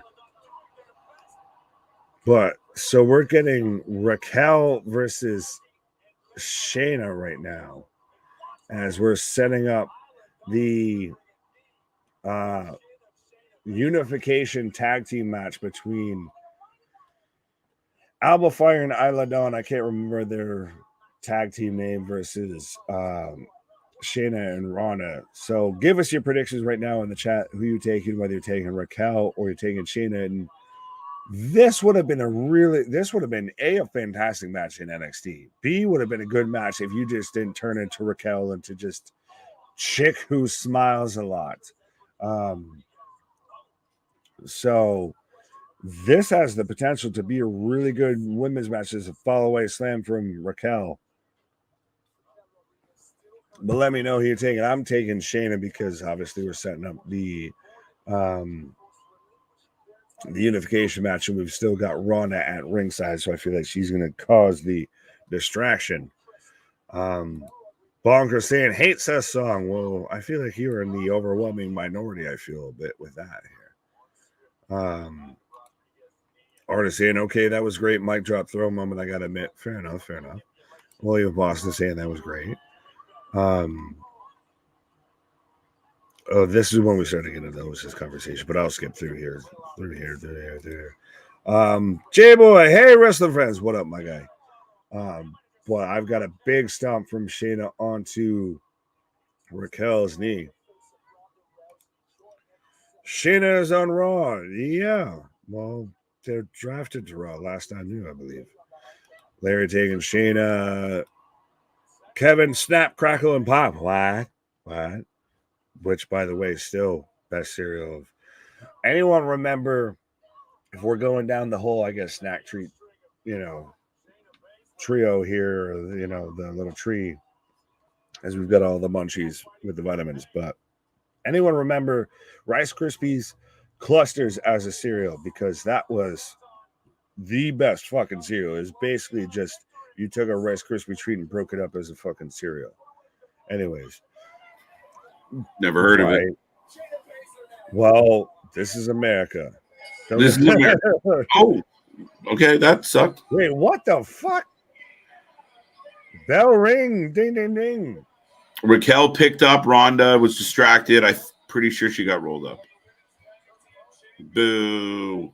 Boo. Bro, best cereal. All right. Yes. Told you. All you say is whoa. Whoa.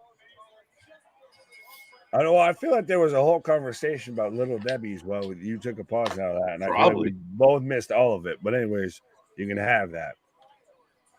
Snack, crackle, and pop, and what? This one's definitely for you. Why? Yeah, I got that. Why? But I'm still taking Alba and Isla. They're to me. You're going with the upset? There's potential. There's gold in them there hills. I think with all the reports, you have tapped out what is left in Ronda and Shayna. I feel like with all the reports, you burnt it before you got there. Sorry. What's that? I just said you burnt it before you got there. No, I think with all the talk about what Ronda and Shayna want to do here, I really think they're going to carry this forward. But we're getting a video tribute to the Iron Sheik. Let me tell you something, Gene Mean.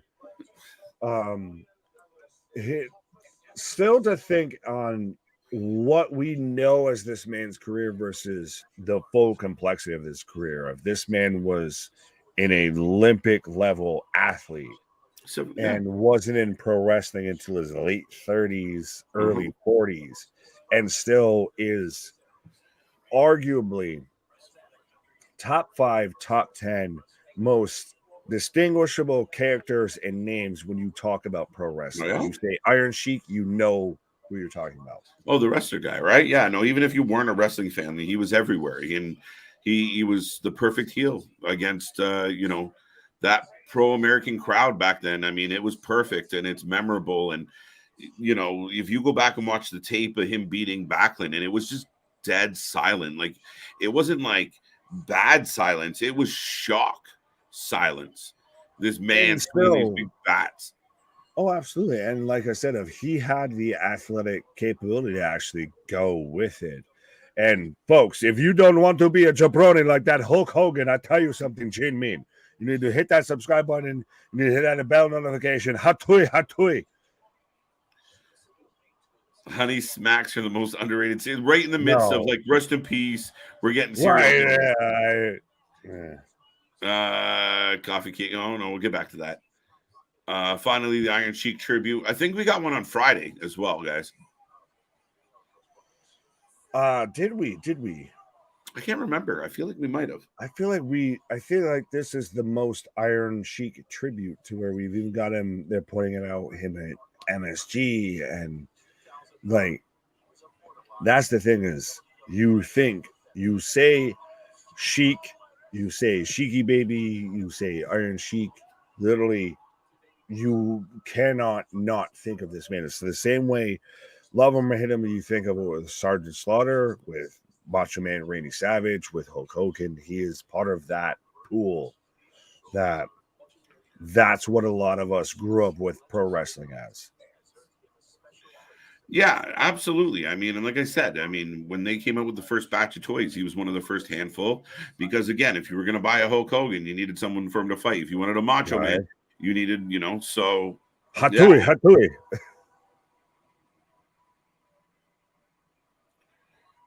And standing ovation still for Sheik. And you had a lot of people that were like, oh, they didn't do a Sheik tribute. Well, give them some fucking time here. Yes, Friday night there was an Iron Sheik tribute. Okay, I thought. Okay. KJ Sheik was coached by the greatest heel of all time. Are you referring to Vern Gagne? That's what I'm thinking. Well, I don't know if he was actually coached by him. I think that was the one to where he got his introduction, right? Because Sheik initially obviously came off of the Iranian actual wrestling. Yeah, okay, I see what you did there, Larry. I was thinking back further, but yeah, I mean, Classy Freddie was an outstanding heel, especially as a manager. He was outstanding as well. So, yeah, good shout. White Castle and CM Punk ice cream bars. That's what J-Boys. That sounds like a Saturday night, buddy. I was gonna say, I think we've just now sparked everyone's like munchies fucking vibe now. Well, I know I'm fucking yeah. Heel faction: Drew McIntyre's eyeing Quinn and JD McDonough. Sabotage Money in the Bank, and Drew steals the briefcase. That'll intrigue me. Intriguing. And only you. Yeah, I didn't go that far. Bit of a reach. I will, because you lost me after Drew. Yeah, I think Drew makes a solo impact, and I think it's going to be a very heelish Drew McIntyre. And I think if he goes after someone like Cody Rhodes, it plays very well as well. It's, to me, explain that faction outside of it's just like Nexus fucking 4.0. Sergeant Slaughter joining the Iron Sheik to me was the closest thing to Cobra Commander getting over on G.I. Joe. Listen, that was one of the like you talk about like Hogan joining the NWO, like people freaking out, losing their mind. It's that level. Like all of a sudden, Sergeant Slaughter, the American hero, is a sympathizer. Oh shit. Well, speaking of American heroes, so how do you feel about him, Sergeant Slaughter, or Lacey Evans unintentionally / unofficially just saying you can have that? That even what I'm mad at is just taking everything from Sergeant Slaughter. Well, his daughter's apparently, the actual daughter is pissed. I would be too if I saw someone that was gonna make money off of my inheritance that I wasn't going to do shit with. Are you more mad at the WWE than you are at Stacy or Lacey? Jesus. Keebler, no. Lacey, indifferent. WWE, yes. To me, it's just one of those of they keep just rolling out anything they can do with Lacey, and none of them have fucking worked. Sometimes shit just doesn't click, and you need to learn when to cut ties. I think the tricky one with this is, and I don't know why they just don't let I keep wanting to call her Stacy. Lacey, I don't know why they can't just let her wrestle, get in there. And I mean, she was perfectly fine as a Southern heel, even if she does the army motif, but she's a heel. She does the women's right. She goes back to telling everyone they're nasty. She like, I know the hate for her, but there's a talent in there. She has been booked to like, she's the female Corbin. Yeah, the talent that's in there is still in the performance center, because don't you have to be able to wrestle if you let someone to wrestle, they have to be able to wrestle. She can wrestle, undeniably. She can wrestle. She's not a bad does this real well, and then just calls but she had some good matches with Charlotte. She had good matches with Becky. She wasn't bad in the ring. I don't think a lot of her detractors shit on her in-ring performance. It's all been the character shit that sucks for her. She can go. Speaking of character sucking, we've got the Hot Topic Raiders coming out here with Valhalla. So I think I'm gonna Valhalla off of here. Yeah, get the Valhalla. Folks, Nick is taking a pause, but we got Gable, we got Otis. We got the Viking Raiders. We'll see what happens here. You guys remember when JR would say business is about to pick up? This might not be it. This might not be the moment. He was arrested. Who was arrested?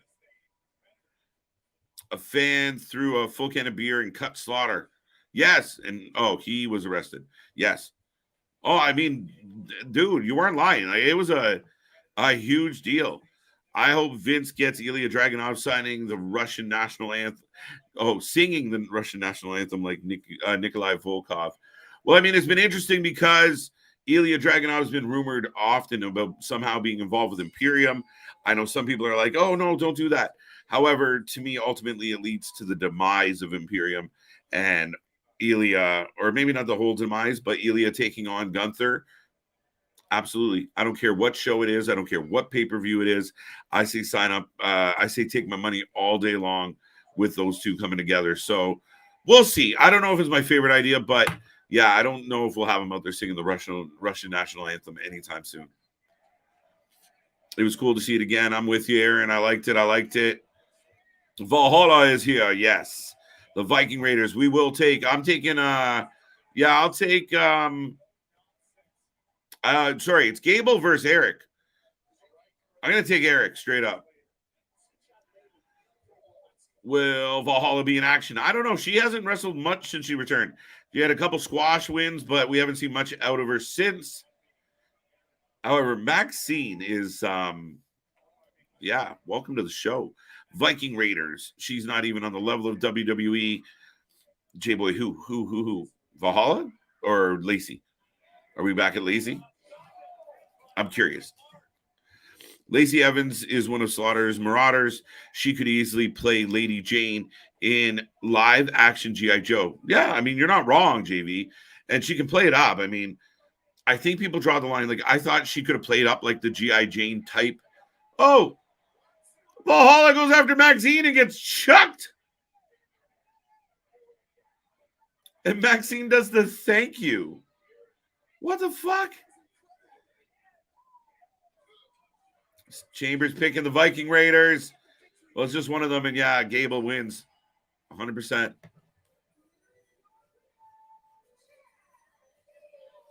I think I picked Eric. Shit. Okay, so this is going to continue as Alpha Academy's not going down without a fight as they take the W, and Maxine does an arm drag to Valhalla. This is the big moment of the whole match. Ugh. Okay. We're puttering along here, folks. Business is about to file Chapter 11. I'm with you. Let's go. Hey, listen, I'm all for Maxine learning how to wrestle and being on TV more. Gable wins. I lost. The thing, KJ, you can't have her be a heel and be the G.I. Jane.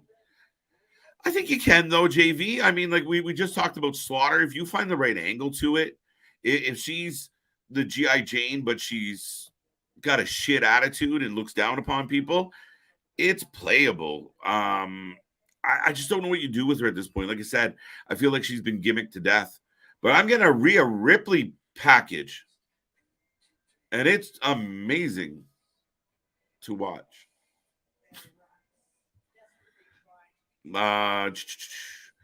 Chad in a shocking win. Not that shocking, Bobby Big Wheels. Valhalla and Viking Raiders don't win very consistently. Very 50-50 booking on these guys. Who had that on your bingo card? Why would you have that on your bingo card if you had to choose?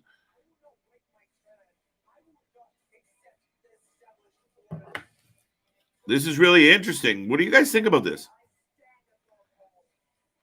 Is anyone else getting this? I imagine everybody else is getting this. Demi Moore played G.I. Jane better than Lacey. True story.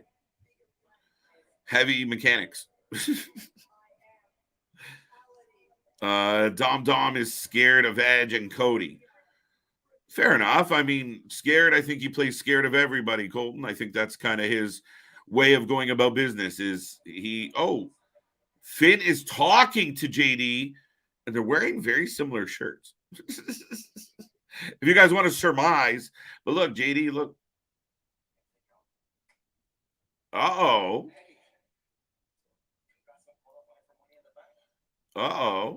Might push Alpha Academy.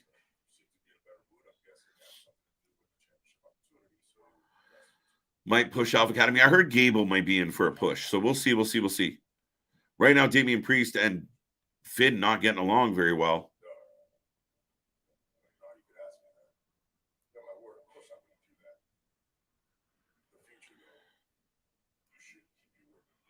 Uh-oh. Tank Girl superior. Oh, Tank Girl. Pulling on Tank Girl. I have to agree, Mark. I have to agree. You got me. My Push Off Academy. Got that one. The Raiders have been incredibly undervalued in WWE. They were amazing on the Indies and NXT. They should have been multi-time champs by now. Smile Mark is one of my biggest disappointments. I was such a huge fan, and they come in and they're the Viking experience. They're the War Machine. They're trying to figure their shit out. But like you said, they went something like 4 years without losing. And of course, Vince, WWE has to take that away. And they haven't amounted to anything. I always go back to they flew all the way over to Saudi Arabia, got beat up on the way to the ring, and didn't make the match. But now, wait. Sami, oh, there he is. Sami's music hit, and there was no Sami. There we go. So KO, Sami coming out to the ring. You're undisputed. The key word of the week for the IWC. You're undisputed. Tag champions are coming out. They will be taking on Imperium. And if anybody has a report or some news on Fabian Eichner, I'm all ears because I have no idea where this dude is. Big pop for Sami. Been a relatively flat night, so it's nice to see some cheering. Finn Balor did train JD McDonough. There's history there. Now, JD's kind of like, take your own advice. And, hey, like, you see what's happening. You see the seeds being planted. And could we see Finn step away from the Judgment Day? But, folks, back into a commercial break because why not? It's Raw. We're getting another commercial for SmackDown. And Jay basically telling Paul, how do you guys feel about this? Everyone thinks they have the answers. Everybody thinks they know what's going to happen. Everyone criticizes before things even come to play. What do you think of the fact that Jay looks at Paul and says, if I'm in the bloodline, you out, OG? How does that work? Did anybody have that predicted? That's a tough one, and that's why I kind of like this. But it'll be very interesting this Friday. We will be here live for it, and we'll find out what does that mean. What will the decision? Will there be a forced decision? What will be the fallout of Jimmy accidentally kicking Jay? Lots to be answered. He hid behind Mammy. He consistently hides behind Mammy, and it works really well. Mammy, mommy, Mammy. Mark, you're right. What did Mark say? Did I miss Mark? Oh, no. I agreed with you, Mark. Rhea Bloody Ripley. Think they'll do that like Seth freaking Rollins every single time? Is Bray going to help Dom? Whoo! That's a spicy meatball, buddy. I can feel my buddy Big Nick's eyes rolling if he heard that. Yeah, no, absolutely. At some point, I thought Bray, Cody would make a lot of sense. I am terrified that if Bray came back and went after Cody, he could kill Cody. Literally. I really think it could be bad. If it doesn't go really well, will Cody come out of it and still have the same shine? I don't know. I'm nervous about it. I'm a big Bray fan. I hope he figures this shit out. I hope things are good for him, and I hope he's able to come back and entertain and do what he does. But for me, if he doesn't come back and find ways to involve the ring, involve some physicality and not just promos and long-winded monologues, we got problems. So the darkness of Bray, the light of Cody, it plays well. Will we get it? I don't know. If Finn beats Seth and Priest beats, oh snap. That's part of what was surmised there, Chambers, that technically it could be Finn versus Priest after Money in the Bank. Not likely, though. It's time for the main event. That's where we are at, folks. We are rolling through. We are just eclipsed 3 hours live here tonight. Of course, we got a little bit more to go. We are in the main event, even though I feel like it's kind of early. Still quite a bit of time left on the clock. So we'll see how many other promos and commercials we get before we get there. But yeah, graciously, it looks like there's a good amount of time here. So we will see what happens between Gunther, Ludwig, KO, Sami. I'm with Dale. I'm taking KO and Sami all day, every day. I have to. It's Canadian. It's time for the main event. Got that one. For KO Sami for the win. Got it. Sami lost to Roman. I can't believe it. Roman, who? Well, yeah, I mean, that to me was one of the best challenges for that belt. One of the best rivals for that championship was brought to you by Sami Zayn. So I know what you're saying here, but he's still the one. What can you do? J ad right now. Yes, sir. Hey, I be at Sami down.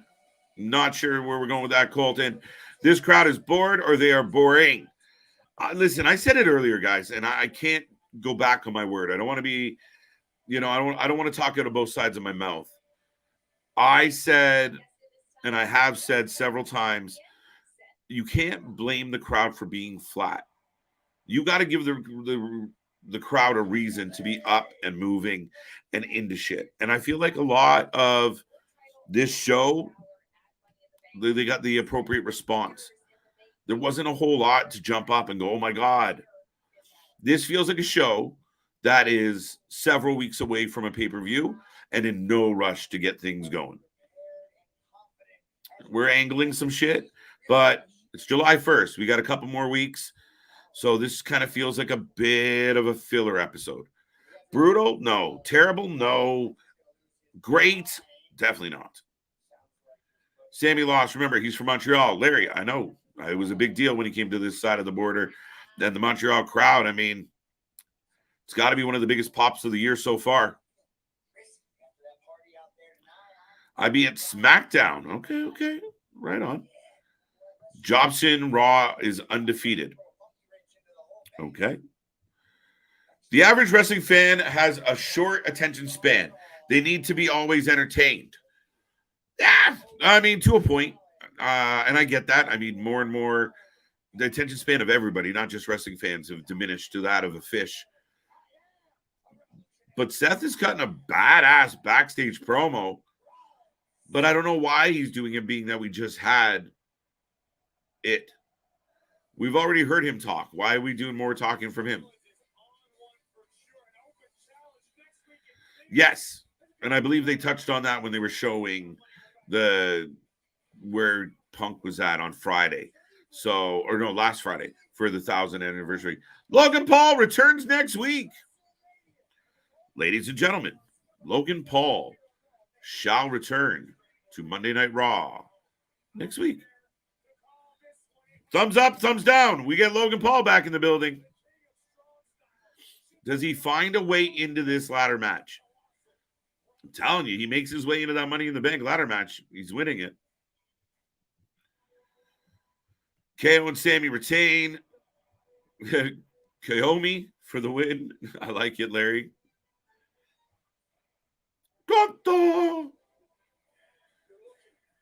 Here comes Imperium. And listen, people can say whatever I almost got rude. People can say whatever they want, guys. Ludwig has found himself.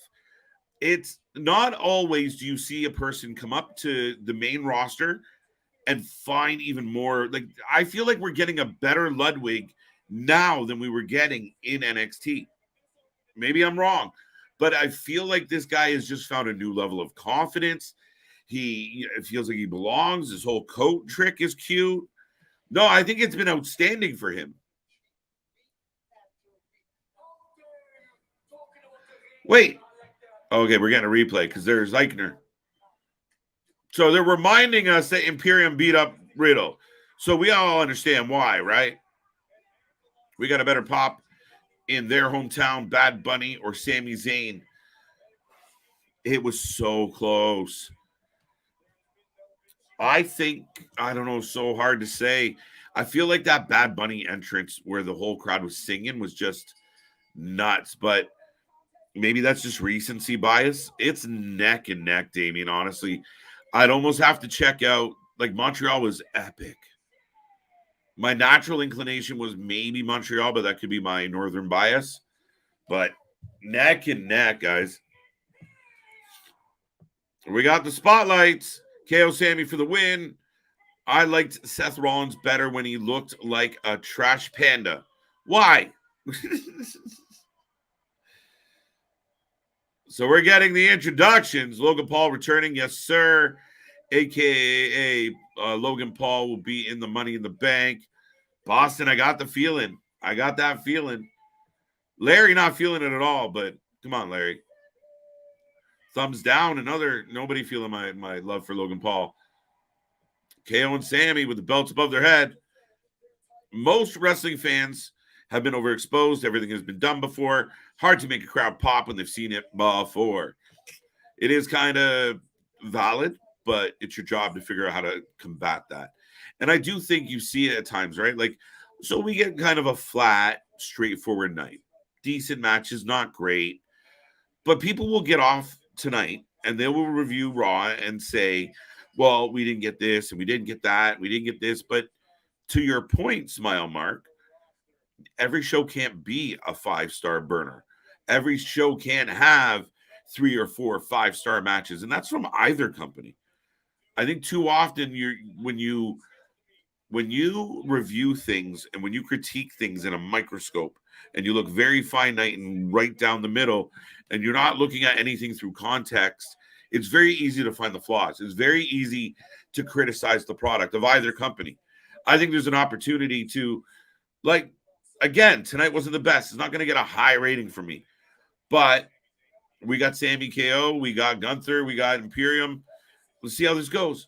It could be a good end of this show. But, you got to entertain us. I don't blame the crowd for being quiet. Can I use another finger for Logan Paul? Larry, be nice.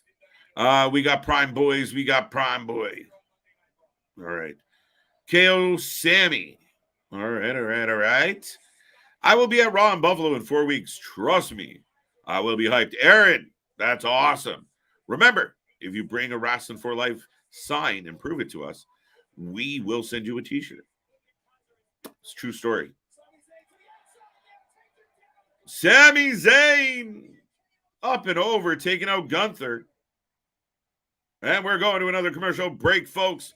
JD McDonough going to accept Seth's challenge next week. Maybe. That'd be interesting. Okay, I could see that. I could see that, Chambers. Is there a challenge every week? Is that something he's going to continue to do? I wasn't sure if he was legitimately going to show up every single week. Bad Bunny had an entire nation behind him.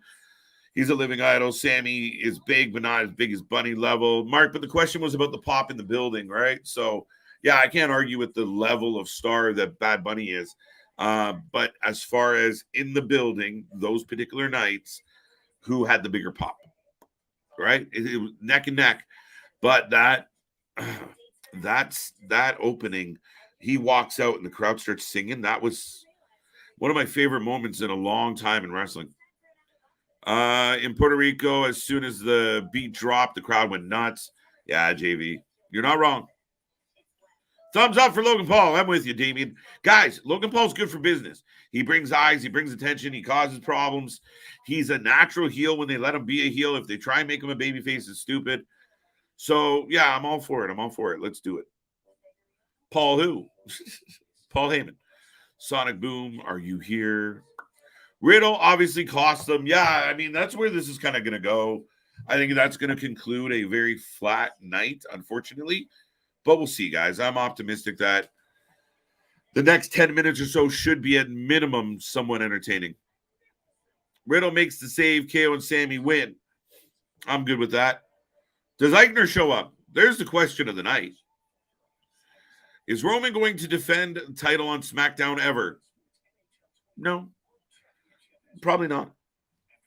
It would take an absolute special occasion.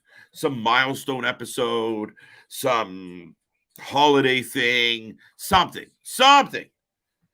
But the champion doesn't have to defend on TV. He does not.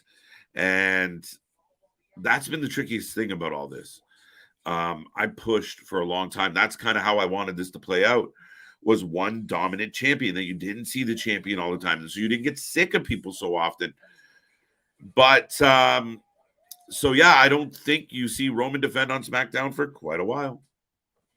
Unless there's a purpose. I don't know what I said, but I'll take your word for it, Larry. I don't mind to see Shinsuke Nakamura winning the Money in the Bank. I like it. That's what I mean. If Shinsuke took the Money in the Bank, I could be okay with it. If LA Knight wins, I'd be pretty happy about it, pretty pumped. Ricochet would be a surprise, but I could get behind it because of what could potentially come. Who else is in there? Who else do we? Bronson would be a surprise, but I'm all for it. And who was the last one? I'm missing somebody. Get back to me on that one. Fresh gimmicks for real emotion, and real emotion is key. That's what I want. That's what I want. Well, Smile Mark, fresh gimmicks and real emotion. The real is what I'm itching for. Like, that's what I want at the end of the day. That's where I got really frustrated with NXT. NXT 2.0 was it became so cartoony. It became so Saved by the Bell. Nothing wrong with Saved by the Bell. Shout out. But the acting was terrible. The approach to wrestling, it wasn't good. Now we're seeing a progression. It's why I get frustrated with AEW at times, because I want fresh gimmicks. I want real emotion. I don't want to see no selling. I don't want to see a pay-per-view where every match is a gimmick match that looks just like the other match. Same reason I get mad at the WWE. The fake, the scriptedness, the predictability, the lack of creativity. Yeah. Compel me. Entertain us. It's your job to come up with the angles. My favorite thing is when I read, oh, they were told by WWE Creative, we have nothing for you at this time. It is your job. Is it not your job? You got one job. Come up with shit for us. What do you mean you don't have anything for me right now? It's your job to figure that shit out. But with all that rambling done, I got Ludwig all over Sami in the corner, fist to the belly. Crowd 50-20 for this match. Okay. Who's going to SmackDown this week? Hopefully nobody. Colton, hopefully nobody. Trying to defend this whole draft shit. Do you want to see Logan Paul win a title? Aaron, no, not really. Truthfully, I don't love the idea of it. Here's my theory. If you're the marketing giant that is the WWE, and you're always thinking about eyes and clicks and views, what would be more epic than you get Logan Paul into the Money in the Bank and he wins it? Right? There's some clips of him jumping off ladders, landing on shit, in a match where you're going to have Ricochet and Pete Dunne. I remember the other guy, Pete Dunne, all running around, causing a muck, right? If he won it, and then everywhere he went, his show, appearances, he carried that Money in the Bank like it was like his child. It's notoriety, it's publicity, it's eyes. People might not like it on the surface for what I'm saying, but from the WWE standpoint, I get it. I see why they might do it. And if I were them, he'd hold it for 10, 11 months. He'd cash in at the very last chance. But he'd continually show up and fuck with Seth Rollins, who he has a history with. So is it a great idea? Do I really want to see him win it? The title? Probably not. But him winning the Money in the Bank could be highly entertaining. KO with a 2 count. Sami lost his girlfriend to Roman. True story. Logan is funny. He can be. What's up, Heather? How you doing? Welcome back. Good to see you. Bit of a bias, but Puerto Rican. I got Puerto Rican blood. JV, I mean, I'm a bit biased. I got the Canadian blood on this one. It is so neck and neck, and I'll be honest, I would legitimately have to play the Montreal reaction and then play the Puerto Rican reaction right after it. I just feel like the decibel in Montreal was and I think maybe because of the venue being enclosed, and it just felt like, wow, Gunther with a 2 count on Sami. It was just, again, the different type of stadium, the different type of venue. It really had that contained feel, that contained energy, which was crazy. But then you have Puerto Rico, this big crowd losing their mind. And like you said, the minute that beat dropped, it was over. Who will Logan dance at Money in the Bank? Bonkers, we're going to need translation on that one, buddy. I work tomorrow on payday. Heather, congratulations. I mean, We all got to work some days. But, payday is always a good one. Logan just signed a new deal, true story. So, yeah, they got him around for a while. Who will Logan face at Money in the Bank? I don't know. Like I said, a part of me still thinks they try and slip him into this one. Have a good night, Heather. Enjoy work tomorrow. Butch would be a huge surprise. Yeah, it would shock everybody. I think that's, again, why it would be so shocking is it's the most unlikely. But, hey. I'm down for Seth Rollins open challenge next week, okay? JD's a good shout. Whoever said JD might take that, that's pretty good. And I'm guessing that's what he said. Zoe Stark is on SmackDown. Richard, you're losing your noodle, buddy. I can see Logan Paul, Cody storyline starting after the Brock feud. Well, in the middle of the Brock feud, we got a Dom feud, so that'll be interesting. We're going to get Cody Rhodes and Dominic Mysterio. And by the way, I will take some thumbs up or some thumbs down on this particular matchup. How do you guys feel about the idea that Cody Rhodes is going to take on Dominic Mysterio, Money in the Bank? Me personally, I'm okay with it. I get it. It's harmless to Dom. I think at the end of the day, it's a good angle where Cody gets to be an app. You want to keep that babyface vibe. You don't want anybody kind of getting off the Cody train. And whether people like to admit it or not, Cody's over as fuck. So putting him in line to take on Dominic, who's just booed ad nauseum, it works. It's a good move. It's a good positioning. I think Cody's going to beat him. I think it's going to be a fun time. And then we go right back to Brock Lesnar. Maybe Cody wins, and as he's celebrating, Brock shows up. I don't think Brock will cost Cody the win, though. To me, I don't want to see that. Cody's lost a couple things here. Let him take this win at Money in the Bank, a pay-per-view. Let him win. And then Brock can kick the shit out of him for the next 4 weeks. I don't give a flying, yeah. I'm relaxing, then going to bed. That's a good choice, Heather. Sami is a perfect example of ham and egger. Absolutely, J-Boy. Kevin Owens is definitely going to turn heel soon, I can tell. Maybe not soon, but originally me and Nick were presenting the idea of KO and Sami being together so they could eventually break up and have a really good rivalry. But I wonder if it's too soon. Nick surmised that WrestleMania 40 would be the place.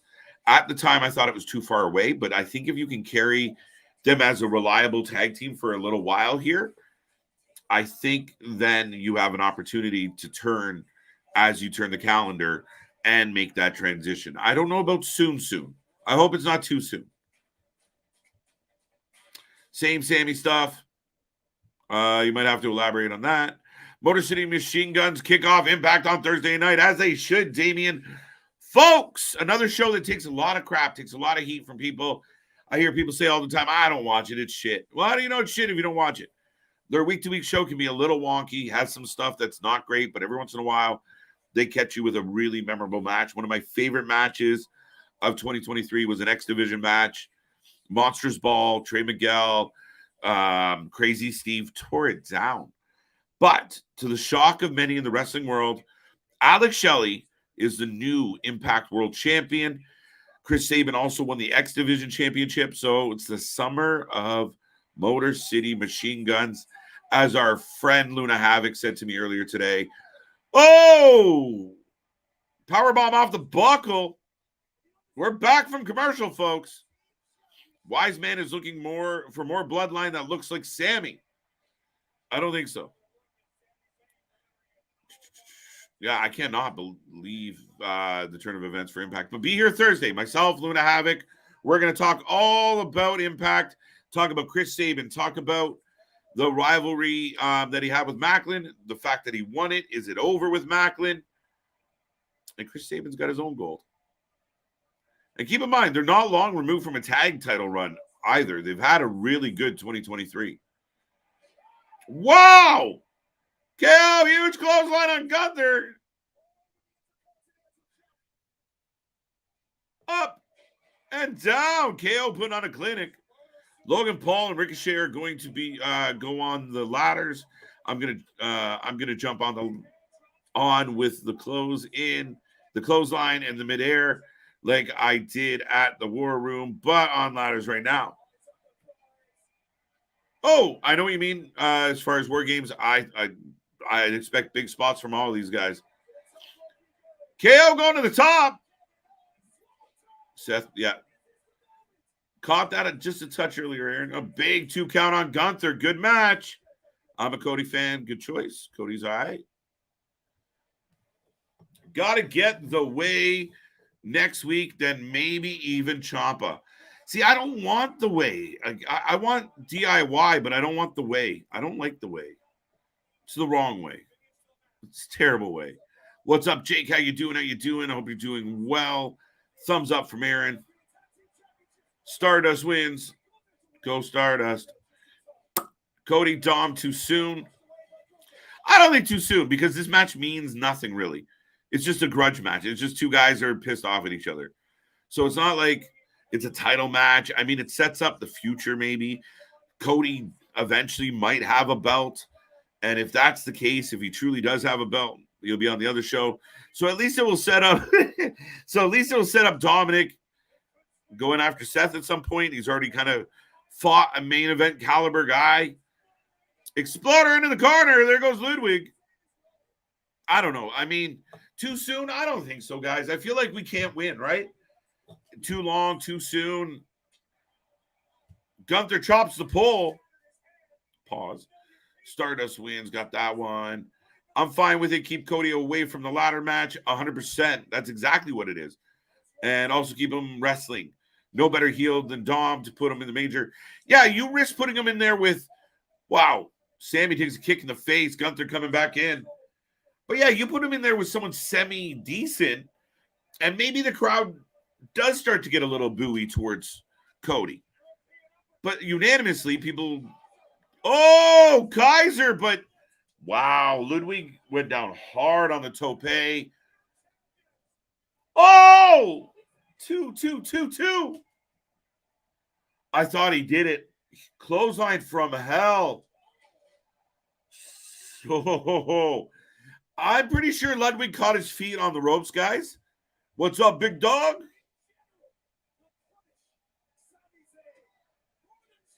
Another 2. Holy. But I agree. Keep them apart. Dom's a decent win. Keeps him active. Keeps you in his mind without being so serious because this can be a little less serious. Wow, the European Doomsday Device.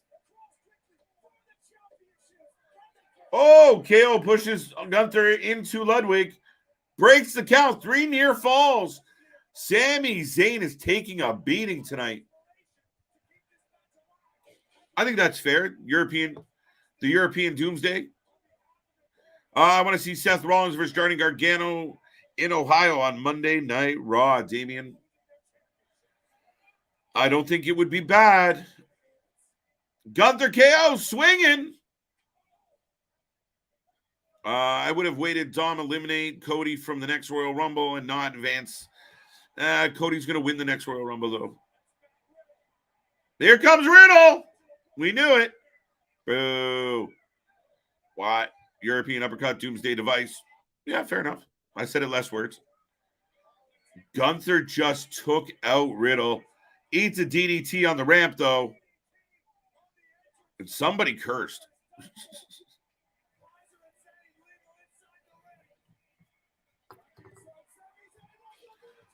Blue Thunder Bomb!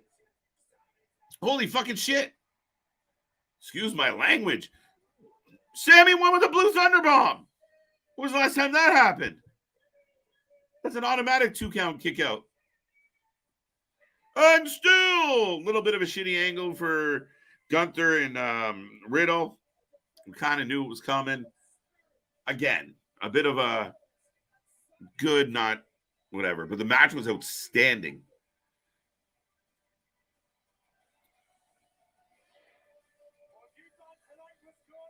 Next week, Logan Paul returns. What?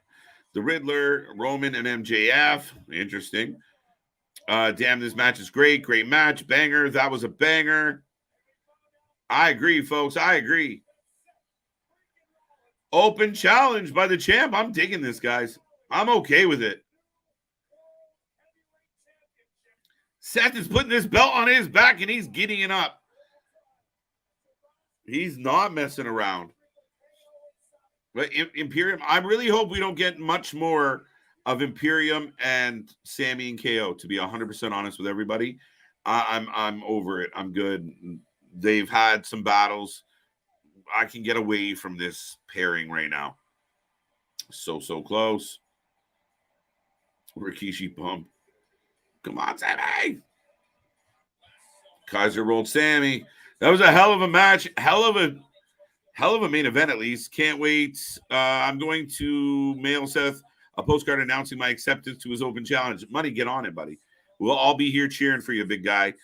Bobby Big Wheels, 9.5 out of 10. Woo! Great match. 8.5, says Damien. All right, okay.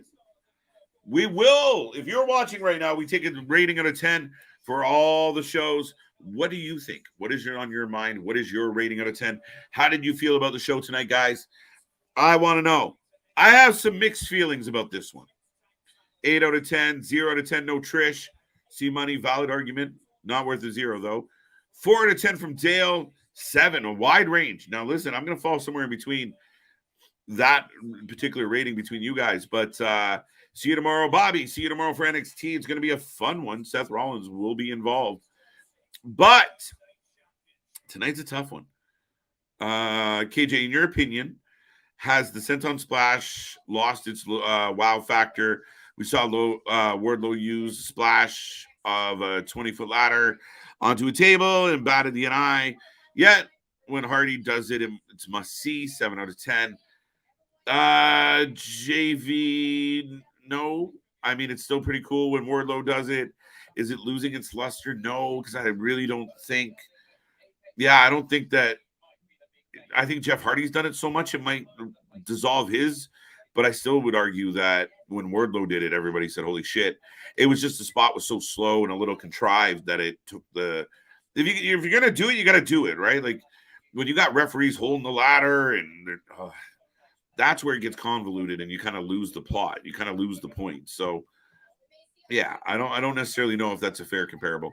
6.5 more video packages than wrestling. Not wrong. Gold Dust was with the Wise Man and The Rock. J-Boy, we can hope. Are you friends with Richard, J-Boy? There's some bangers tomorrow night on NXT. Yes, Damien, and we will be here live for NXT. It's going to be a fun one. Seth Rollins is going to answer Braun Breaker's challenge. We also get a 6-man tag. We will see Thea Hale. We got a lot. Thea Hale, the youngest #1 contender in NXT history. So, and maybe WWE history. Maybe. Might be. 7.5, says Aaron. 10 out of 10, Kevin. That's bold. But no. Sorry, Kev. I appreciate you, but 10 out of 10, it was not. Imagine Bronson Reed doing a swanton. Whoa. I wouldn't put it past Bronson. He's a big fella, but he can move. Nuggets win. Oh, shit. And new world champions. There we go. Congrats to the Denver Nuggets.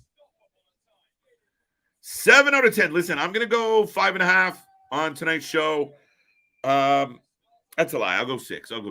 I'm feeling all right. Yeah, again, I thought the show started all right. I thought it ran into a lull, and then I felt like the Becky segment killed the show. And we never really got back into a giddy up. Main event was great. I'll give the main event some points. There's some angles in there I don't mind. I know some people aren't going to like Cody and Dom because we got to complain about everything if they don't do it. So let's be okay with that. I think Money in the Bank is shaping up to be a fun show. So, yeah, I mean, kind of a filler night on Raw. I won't fail it, but I'll give it a 6. J-Boy says cool beans on the 6. Denver wins. I still think we get the Rock down the road. It's not impossible, bonkers. I mean, and everyone keeps joking now that Rock's at rock bottom because shit isn't going so well. I mean, let's not forget the guy's still a multimillionaire doing very well in life. I don't think he's exactly at home crying every day. But maybe if there ever was a time that he makes a little stint in WWE, it might not be a bad time. The 8 was the vitamins talking. Actually, go with the 6, Larry. Recanting. Vitamins are a viable excuse to recant your vote. Cool beans. Cora Jade and Tatum Paxi as well on tomorrow. Yeah, we'll see how that goes. I'm not exactly a dire fan of either one of those ladies. 6, rest in peace, Treat Williams. Trick or treat, Mr. Williams. By Cody and Dom is actually a good move. Fans hate Dom with a passion. Having Cody go against him would reignite Cody's popularity and may even spruce up his clout. I completely say I agree. And anybody else that goes out there, there's going to be people that this is stupid. We don't like it. Look, at the end of the day, it makes sense. If you keep going with Cody and Brock, you're going to tire out the crowd of that. Cody's still over. Cody's still getting huge pops. Cody's still getting huge cheers. And he's still getting the sing-alongs. But this is a good way to insulate him. I completely agree. You put him up against a guy who's getting absolute outstanding heat right now. Everything Dom does is getting booed. So even if they don't love Cody, they hate Dom more. It works. Cody picks up a nice win. Maybe gets bamboozled by Brock. I don't think so. I think Cody should get the W. And Dominic will show up on Monday and say, Cody sucks. That's bullshit. I'm a criminal. And they'll start booing him again. So he'll be fine if he loses to Cody Rhodes. I think they might surprise us with how good the match is. That's what I'm curious about. What's up, Clay? How you doing? R&R, Roman Rock. We'll see. Who do you think Ripley faces at Money in the Bank? Might not be anybody. She might just show up to watch. I don't know. We got nobody kind of setting up pre-Money in the Bank for Rhea Ripley. I don't know, Damien. It's a blank slate right now. Dolph Ziggler needs to get at least 2 or 3 wins and build him up. Dolph might need more than 2 or 3 wins, my friend. I think the rebuilding the Dolph Ziggler might be gone. The last time I think Dolph Ziggler was really, really relevant was with heel McIntyre, and I thought that worked really well. After that, we lost him, and I don't know if we'll ever get him back. He's a guy that's been in front of us for like 13, 14 years. It's been a long run, but now I think he's just that gatekeeper guy. We'll give you a solid match. Unless you got a big trick up your sleeves, I don't know what you do with him. Cody's still getting over. However, if you look closely, you can see the flames slowly going down. Put him against Dom. Yeah, absolutely, dog. Cheers to the Nuggets. Sorry for the cough. Finn talking to JD. Does that lead to Damien getting kicked out and JD taking his place? Or the opposite? Finn gets backstabbed, mirror what happened to Edge. Ricky, I'm more inclined to think that it's going to be that kind of like, leave them. You don't need them. Right? And so I really do think it would be Finn departing. I don't know. Unless it goes the other way where Finn pulls him into the Judgment Day and they push Priest out. Could Priest become the babyface in the situation? Maybe. Dolph needs to go to NXT and help the new talent. He was there. He should have stayed. They should have kept him champion for 8 months. They should have kept him down there. It worked. It worked well. How excited are you for Lethal and Care? Oh, come on. Aaron, you're just trying to make me rant before I go home. How excited are you for Lethal and Karen and Sanjay and Mark and Papa? Listen, it's bad enough. It's bad enough that you're giving us Karen and fucking Aubrey in this mess. But to have Papa Briscoe involved too? It's heartbreaking, guys. I think with Mark Briscoe, you had a slam dunk. You could have easily put the Ring of Honor world title on him. You could have made him TNT champion. This guy was over. He had already been over. He had such a story to tell that you could have helped really put a very sentimental, heartfelt bow on.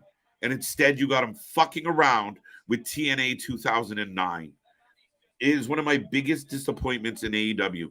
As a fan of AEW from the beginning, to me, what they've dropped with Mark Briscoe was one of the most disappointing bookings that we've seen in this company.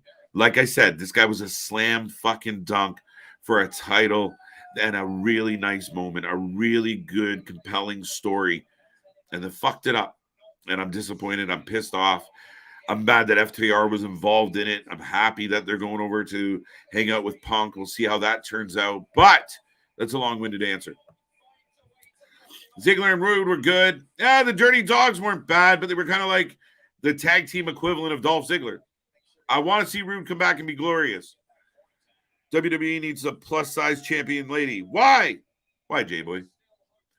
I love the show, KJ and Big Nick. Jordan, we love the love, so thank you so much. As I click on the last few, folks, I'm going to wind this down. When will Drew come back to Raw? Listen, I wanted to see Drew back at the end of the last pay-per-view, so let's go Money in the Bank. What if he didn't qualify for the Money in the Bank? But what if one of the exclamation points to Money in the Bank is the return of Drew McIntyre? Maybe that's why they took him off the poster. Maybe they want a surprise. And imagine the reaction if he just showed up and claymored somebody in the face. Let's go. London makes sense for me. Go Denver Nuggets. I'm not a Nugget. I'm not a Nugget. I missed that. I think so. I think Damian is going to do his own thing, go his own way very soon. You can already see the cracks with JT. Yeah, now that I talked that out loud, Big Dog, I kind of had that vibe of it could go the other way where they push Damian out and JD joins instead of the other way around of Finn just saying, fuck it, I'll leave. I think Finn, JD are better with the sum of the parts. That is Judgment Day. I think Damian will do very well as a singles competitor. I'm okay with it. He goes babyface. Eventually leads to Gunther. Damian and versus Gunther. Two big boys. Babyface, heel. I like it. Works. What's up? Main event was awesome. 7 out of 10, says Harper. Okay, not bad. TK, please don't do this match. Guys, like I said, I know I harp on some of the other YouTubers or some of the other, like the people that talk about being, the IWC is so toxic and you spend 2+ hours being toxic on a show. You're leading that charge. And if you don't want to watch the wrestling with an open mind, you're never going to get it. So anybody that you watch and they're just criticizing, one thing we always tried to do here was be open-minded. And yeah, the truth is, TK doing this with Mark Briscoe, the Papa Briscoe, Aubrey, all this shit, it's horrible. It is fucking awful. And any fan out there is like, I can't fucking wait. Well, not many brain cells. I apologize, but it's true. Jeff Jarrett has had more TV time than MJF. That's sad. Yeah, he's a backstage guy, and we keep getting him on TV. I don't get it. Now, if they split the brands, you're going to get more Jeff Jarrett on Wednesdays. Just hold on tight. Raw 9 out of 10. Ooh, Kevin, bold. I don't think it was that good. See, I just finished saying about Tony not fucking up, but guys, as WWE fans, tonight's Raw wasn't my favorite. It wasn't I wouldn't say, like, if tonight was a 9, last week, what was last week? A 12? Like, we gotta try and keep things in, reasonable sense. I think Logan will be in the Money in the Bank match just for the risk of taking high flyers and ability. Aaron, I don't disagree. Like I said earlier, I don't hate it. I think Logan Paul brings a lot to the table, and I think if he's in the Money in the Bank, he's my pick to win it. That's it. If he's not, LA Knight, let's go. But I think there's a lot of upside to Logan Paul winning the Money in the Bank. Even if he's unsuccessful at cashing it in, I think him carrying that Money in the Bank for 8, 9, 10 months is money for the WWE. And I think they're smart enough to see it. I want to see Reed unite with James Storm, reform Beer Money. A lot of people say that. And one of the best ever. Big Dog. I don't know if we'll ever get it. Geez, folks, I am saying goodnight. I'm going to try and click on the last few real quick. Vitamins is the best in the world. Yeah, well, we'll talk about it. I can see that happening, Michael Harper. What did Michael say real quick? What if Drew returns the Money in the Bank following Seth Rollins' Finn and Drew turns heel on Seth? 100%. Yep. Seth throws his hands up in the air and gets kicked in the face. I was all for it. I thought that could have been the case in Saudi. So if we get that at Money in the Bank in front of the British crowd, it's good. It'd be mixed emotions. Oh my God, it's true. Oh, what the fuck? Oh, Sados. Do you see Seth and Braun at NXT Great American Bash or random next Tuesday? I'd be surprised if it's next Tuesday. I kind of like the idea of it being Great American Bash. It's a Sunday night pay-per-view. I think if you can angle it, you can kind of build towards it. It really might help the buy rate of that particular pay-per-view. I like it. I know other people, I've said it. I've heard people say, oh, it's desperate. The WWE is not fucking desperate in any way, shape, or form, guys. They're sitting in the driver's seat. They let their negotiating window close so they could negotiate with other people like Disney. And I know we didn't talk about that much tonight, but they did. Like, this isn't a desperate company. This is a company that's been methodical. And the entire time that the 7% or the percentage of the 7% bitch and complain about WWE, they're just counting money. Did I love tonight? No, but they're counting money. Doesn't matter what I thought. Can they make improvements? Absolutely. But they're counting money. They're selling everything out. They're packing these buildings, right? When's the last time you saw a picture of Seth Rollins holding the belt above his head and behind him there's like 14 people? I don't know. I saw that recently with a picture of Orange Cassidy. So, right, let's be honest. Let's be real. Dynamite is better. We'll find out. Last week it wasn't. Now this week they have an opportunity. Last week, NXT was better than Dynamite, J-Boy. It's just the way it is. I know, because we were here live for all of them. Raw 7 out of 10. The matches could have been better. Gable match and Bronson match should have been longer. I also wish that we got a Rhea feud being built. Nothing for Rhea, I know. However, a lot of good things to look forward to. Yeah, Richard, I'm not that far off. I went 6 just for the not a lot tickled my fancy. The main event was really solid, but we kind of knew where it was going the whole night. And the big plot, the big storyline we followed on Raw was Riddle, Gunther, and eventually getting Riddle to fuck up the match. Where you look at when we turn on, we're looking forward to Friday because what we're going to get on Friday with the Bloodline, all these possibilities, all this emotion. Tonight, Raw was just kind of 3 hours of filler. Not a lot. 7's not terrible. I went 6. A perfect way for Drew to turn heel. I agree, Vance. I was okay with Vince being annoying, better than usual. It sounded unbroken. I was okay for, yeah. I mean, if the reports are true that Vince is fucking up the show, I mean, what can we do? I have no proof of it, so I can't freak out and scream and yell and act like I know better. So I don't get it. To me, in my head, it just kind of doesn't make sense. But if he called in to make a couple changes, I don't know what they were because we still got Gable on the show. What was the other segment that apparently he fucked up? Bronson? Bronson's still on the show. So I don't know. I have no idea. But yeah, I mean, it definitely wasn't better than last week. Vince and the WWE is all about the fans. Fans rule. I don't think that's true about AEW. AEW is trying to make money and show off how many talents they can bring in. No. Not quite, Mark, and I get where you're going. I maybe, wow, this chat is just killing me. I love it, but here's the thing with that, and I'll answer this as quick as possible. They all love money. They all want money, and truthfully, I think that Tony's trying to play to the fans, but here's the problem with Tony. Tony has too many cooks in the kitchen, and he's playing to a percentage of the fans. If you have all these wrestling fans, if you have that big old wrestling fan piece of pie, Tony is only presenting a product that is appealing to a small percentage of that pie. And that's just the way it is. He's playing to his people. Somebody said recently that the wrestlers involved in the angles or the matches like them more than the fans do. And that to me was very apropos. You hear Jericho come out, oh, it was great. What a wonderful match. Wasn't it awesome? It was so exciting. But if you're being truthful, sorry, Jericho, that whatever match you're talking about, it really wasn't. So that's the problem with AEW. WWE is printing money, and that's what they're not about the fans. They really aren't, because if they were truly about the fans, some other things would go differently. We get less commercials, maybe. But for them, it comes down to that bottom dollar, right? It's all about the dollar bill, and both companies should be trying to make money. Tony seems to just want to spend as much money as he possibly. Here's the question: can Tony blow a $1 billion inheritance? Can he actually like bottom out with it?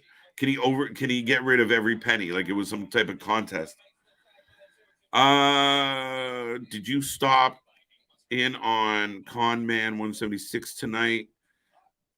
Me? I don't know who Con Man 176 is. Maybe. Jim Cornette is set in his wrestling ways. Yeah, but you know what, though? And you're not wrong, but here's the thing. If you can get rid of, if you were to take Jim Cornette's thoughts and put them on paper and erase all the belligerent shit and, erase all the cursing, you'd be left with like a page. But that's not the point. There is a genius mind in there as far as the psychology of wrestling and how to get over. And Jim Cornette's not the only one. There's other people I listen to that I highly respect that understand the psychology and what they're trying to accomplish. And a lot of reason why we don't get what we want or we leave a wrestling show feeling kind of flat is because of that lack of understanding of the psychology. Paul Heyman understands psychology better than just about anybody. And look what he's been able to do. I had thoughts it would be really cool if Paul Heyman was at a point of his life where he could branch off and start his own company again.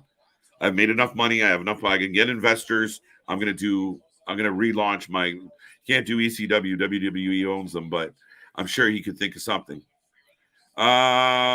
KJ, my beard wants to like yours when it grows up. Wants to be like yours when it grows up. Derp. Oh, that's adorable. Seth Rollins versus Braun Breaker will be a great American bash. If it happens, I agree with Michael. All right, folks. I got to go. NXT doesn't watch it. Sami should. NXT doesn't watch it. Sami should go to NXT and stay. I don't think that's going to make sense. If Tony, I don't have, it seems Tony has a burglar in the kitchen too. Whoa. Oh, that's kind of funny. Is Deeb still with AEW? I think she's back in the back doing training. We never get to see her, so I don't know. Give her Rhea Ripley the bar effect. All right. Do you wish there was more than 2 women's matches? Candice LeRae, Tegan Nox, Piper Niven, Emma's screen time not over. Richard, yes and no. I mean, if it's compelling, there's rumors that we might get Tegan Nox and Candice LeRae together. Piper, I don't know what's up with Piper, so I'd like to see her, but you got to build to something. You got to have something, and I don't disagree that 3-hour show, you should be able to get a little more of the ladies in for sure. It's like having Santos versus Ali. Now, that was a great match because their styles mirrored each other. You don't want to put Ali against Bronson Reed and have Ali go over. It's just nonsensical. At times, absolutely. Woo. Paul Heyman was has a comfortable way-paying job. He didn't need the headache. Oh, no, I completely agree with you on Broken. It was almost like a fantasy booking idea of like, man, if Paul could just get his shit together and break away from this and do his own thing, help Freddie Prinze out or some shit. Just in hopes of getting a show that's just, if we could get a show that was somewhere in between what AEW does every week and what WWE does every week, we might be spot on. But there you go. No, I'm not breathing until I'm out. Trying to rapid fire. AEW Hammer guy, what happened to, you mean Cody? I never should go to NXT. No, I agree. All right, last one. Regardless, I'm just happy with the wrestling fan. I'm just happy to be a wrestling fan with wrestling to watch. I remember when WWE was the only show on, and that was the dark time for wrestling. AEW has brought excitement 100%, and I will end on this, folks. Great comment, Mark, and I could not agree more. I had taken, like everyone else, got tired with the monopoly that was WWE. Stopped watching, stepped away, was bored with it. It was exhausting. And for me, when I heard about AEW coming out and I started watching the social media buzz and I started watching the press conferences, I got super excited, including about Jericho. Jericho was the perfect first champion for this company. He wasn't all bad, guys. And that's why I think you get so much criticism on Wednesdays from me, is I've watched every fucking minute of AEW and I wanted to do extremely well. I really do. But I get really frustrated about the fan base of AEW. You can't, you might as, I almost got really rude with that. A lot of the fan base is so toxic and it's so disappointing. And then you got guys like JD who just fucking talk out of his ass and beat that drum and then wonder why the wrestling world is so toxic when you speak that venom. That's why we created this channel. That's why we do what we do here. We watch more wrestling than anybody else, and we just want to see the wrestling be good. We are pure, true-hearted wrestling fans for decades. And guys, we watch more live wrestling than anybody. And we've said it over and over. Hi, Benjamin. We've said it many times, but for us, it's all about the positivity. It's about trying to see the good in this. It's trying to see what we all want as a wrestling fan, to be entertained, to give it the benefit of the doubt. And yeah, some nights it sucks, but you're never going to catch us on here for hours upon hours upon hours. Just hate watching this shit. We can't do it, and we won't do it. But beyond that, folks, I thank you all for being here. Myself and Big Nick are back tomorrow for NXT. Going to be a fun one. We got a whole bunch lined up. Do not miss out. Make sure you check all our links below. Check us out on Twitter, Instagram, Discord. Go buy yourself a t-shirt or a hoodie or a crop top or whatever. Buy your girl a crop top. Buy your whoever. Tank tops available as well. But be a part of the family. Make sure. Be a friend. Tell a friend. Like, share, subscribe. We are growing by the minute. We appreciate every second. Thank you, and see you on the flip side, folks.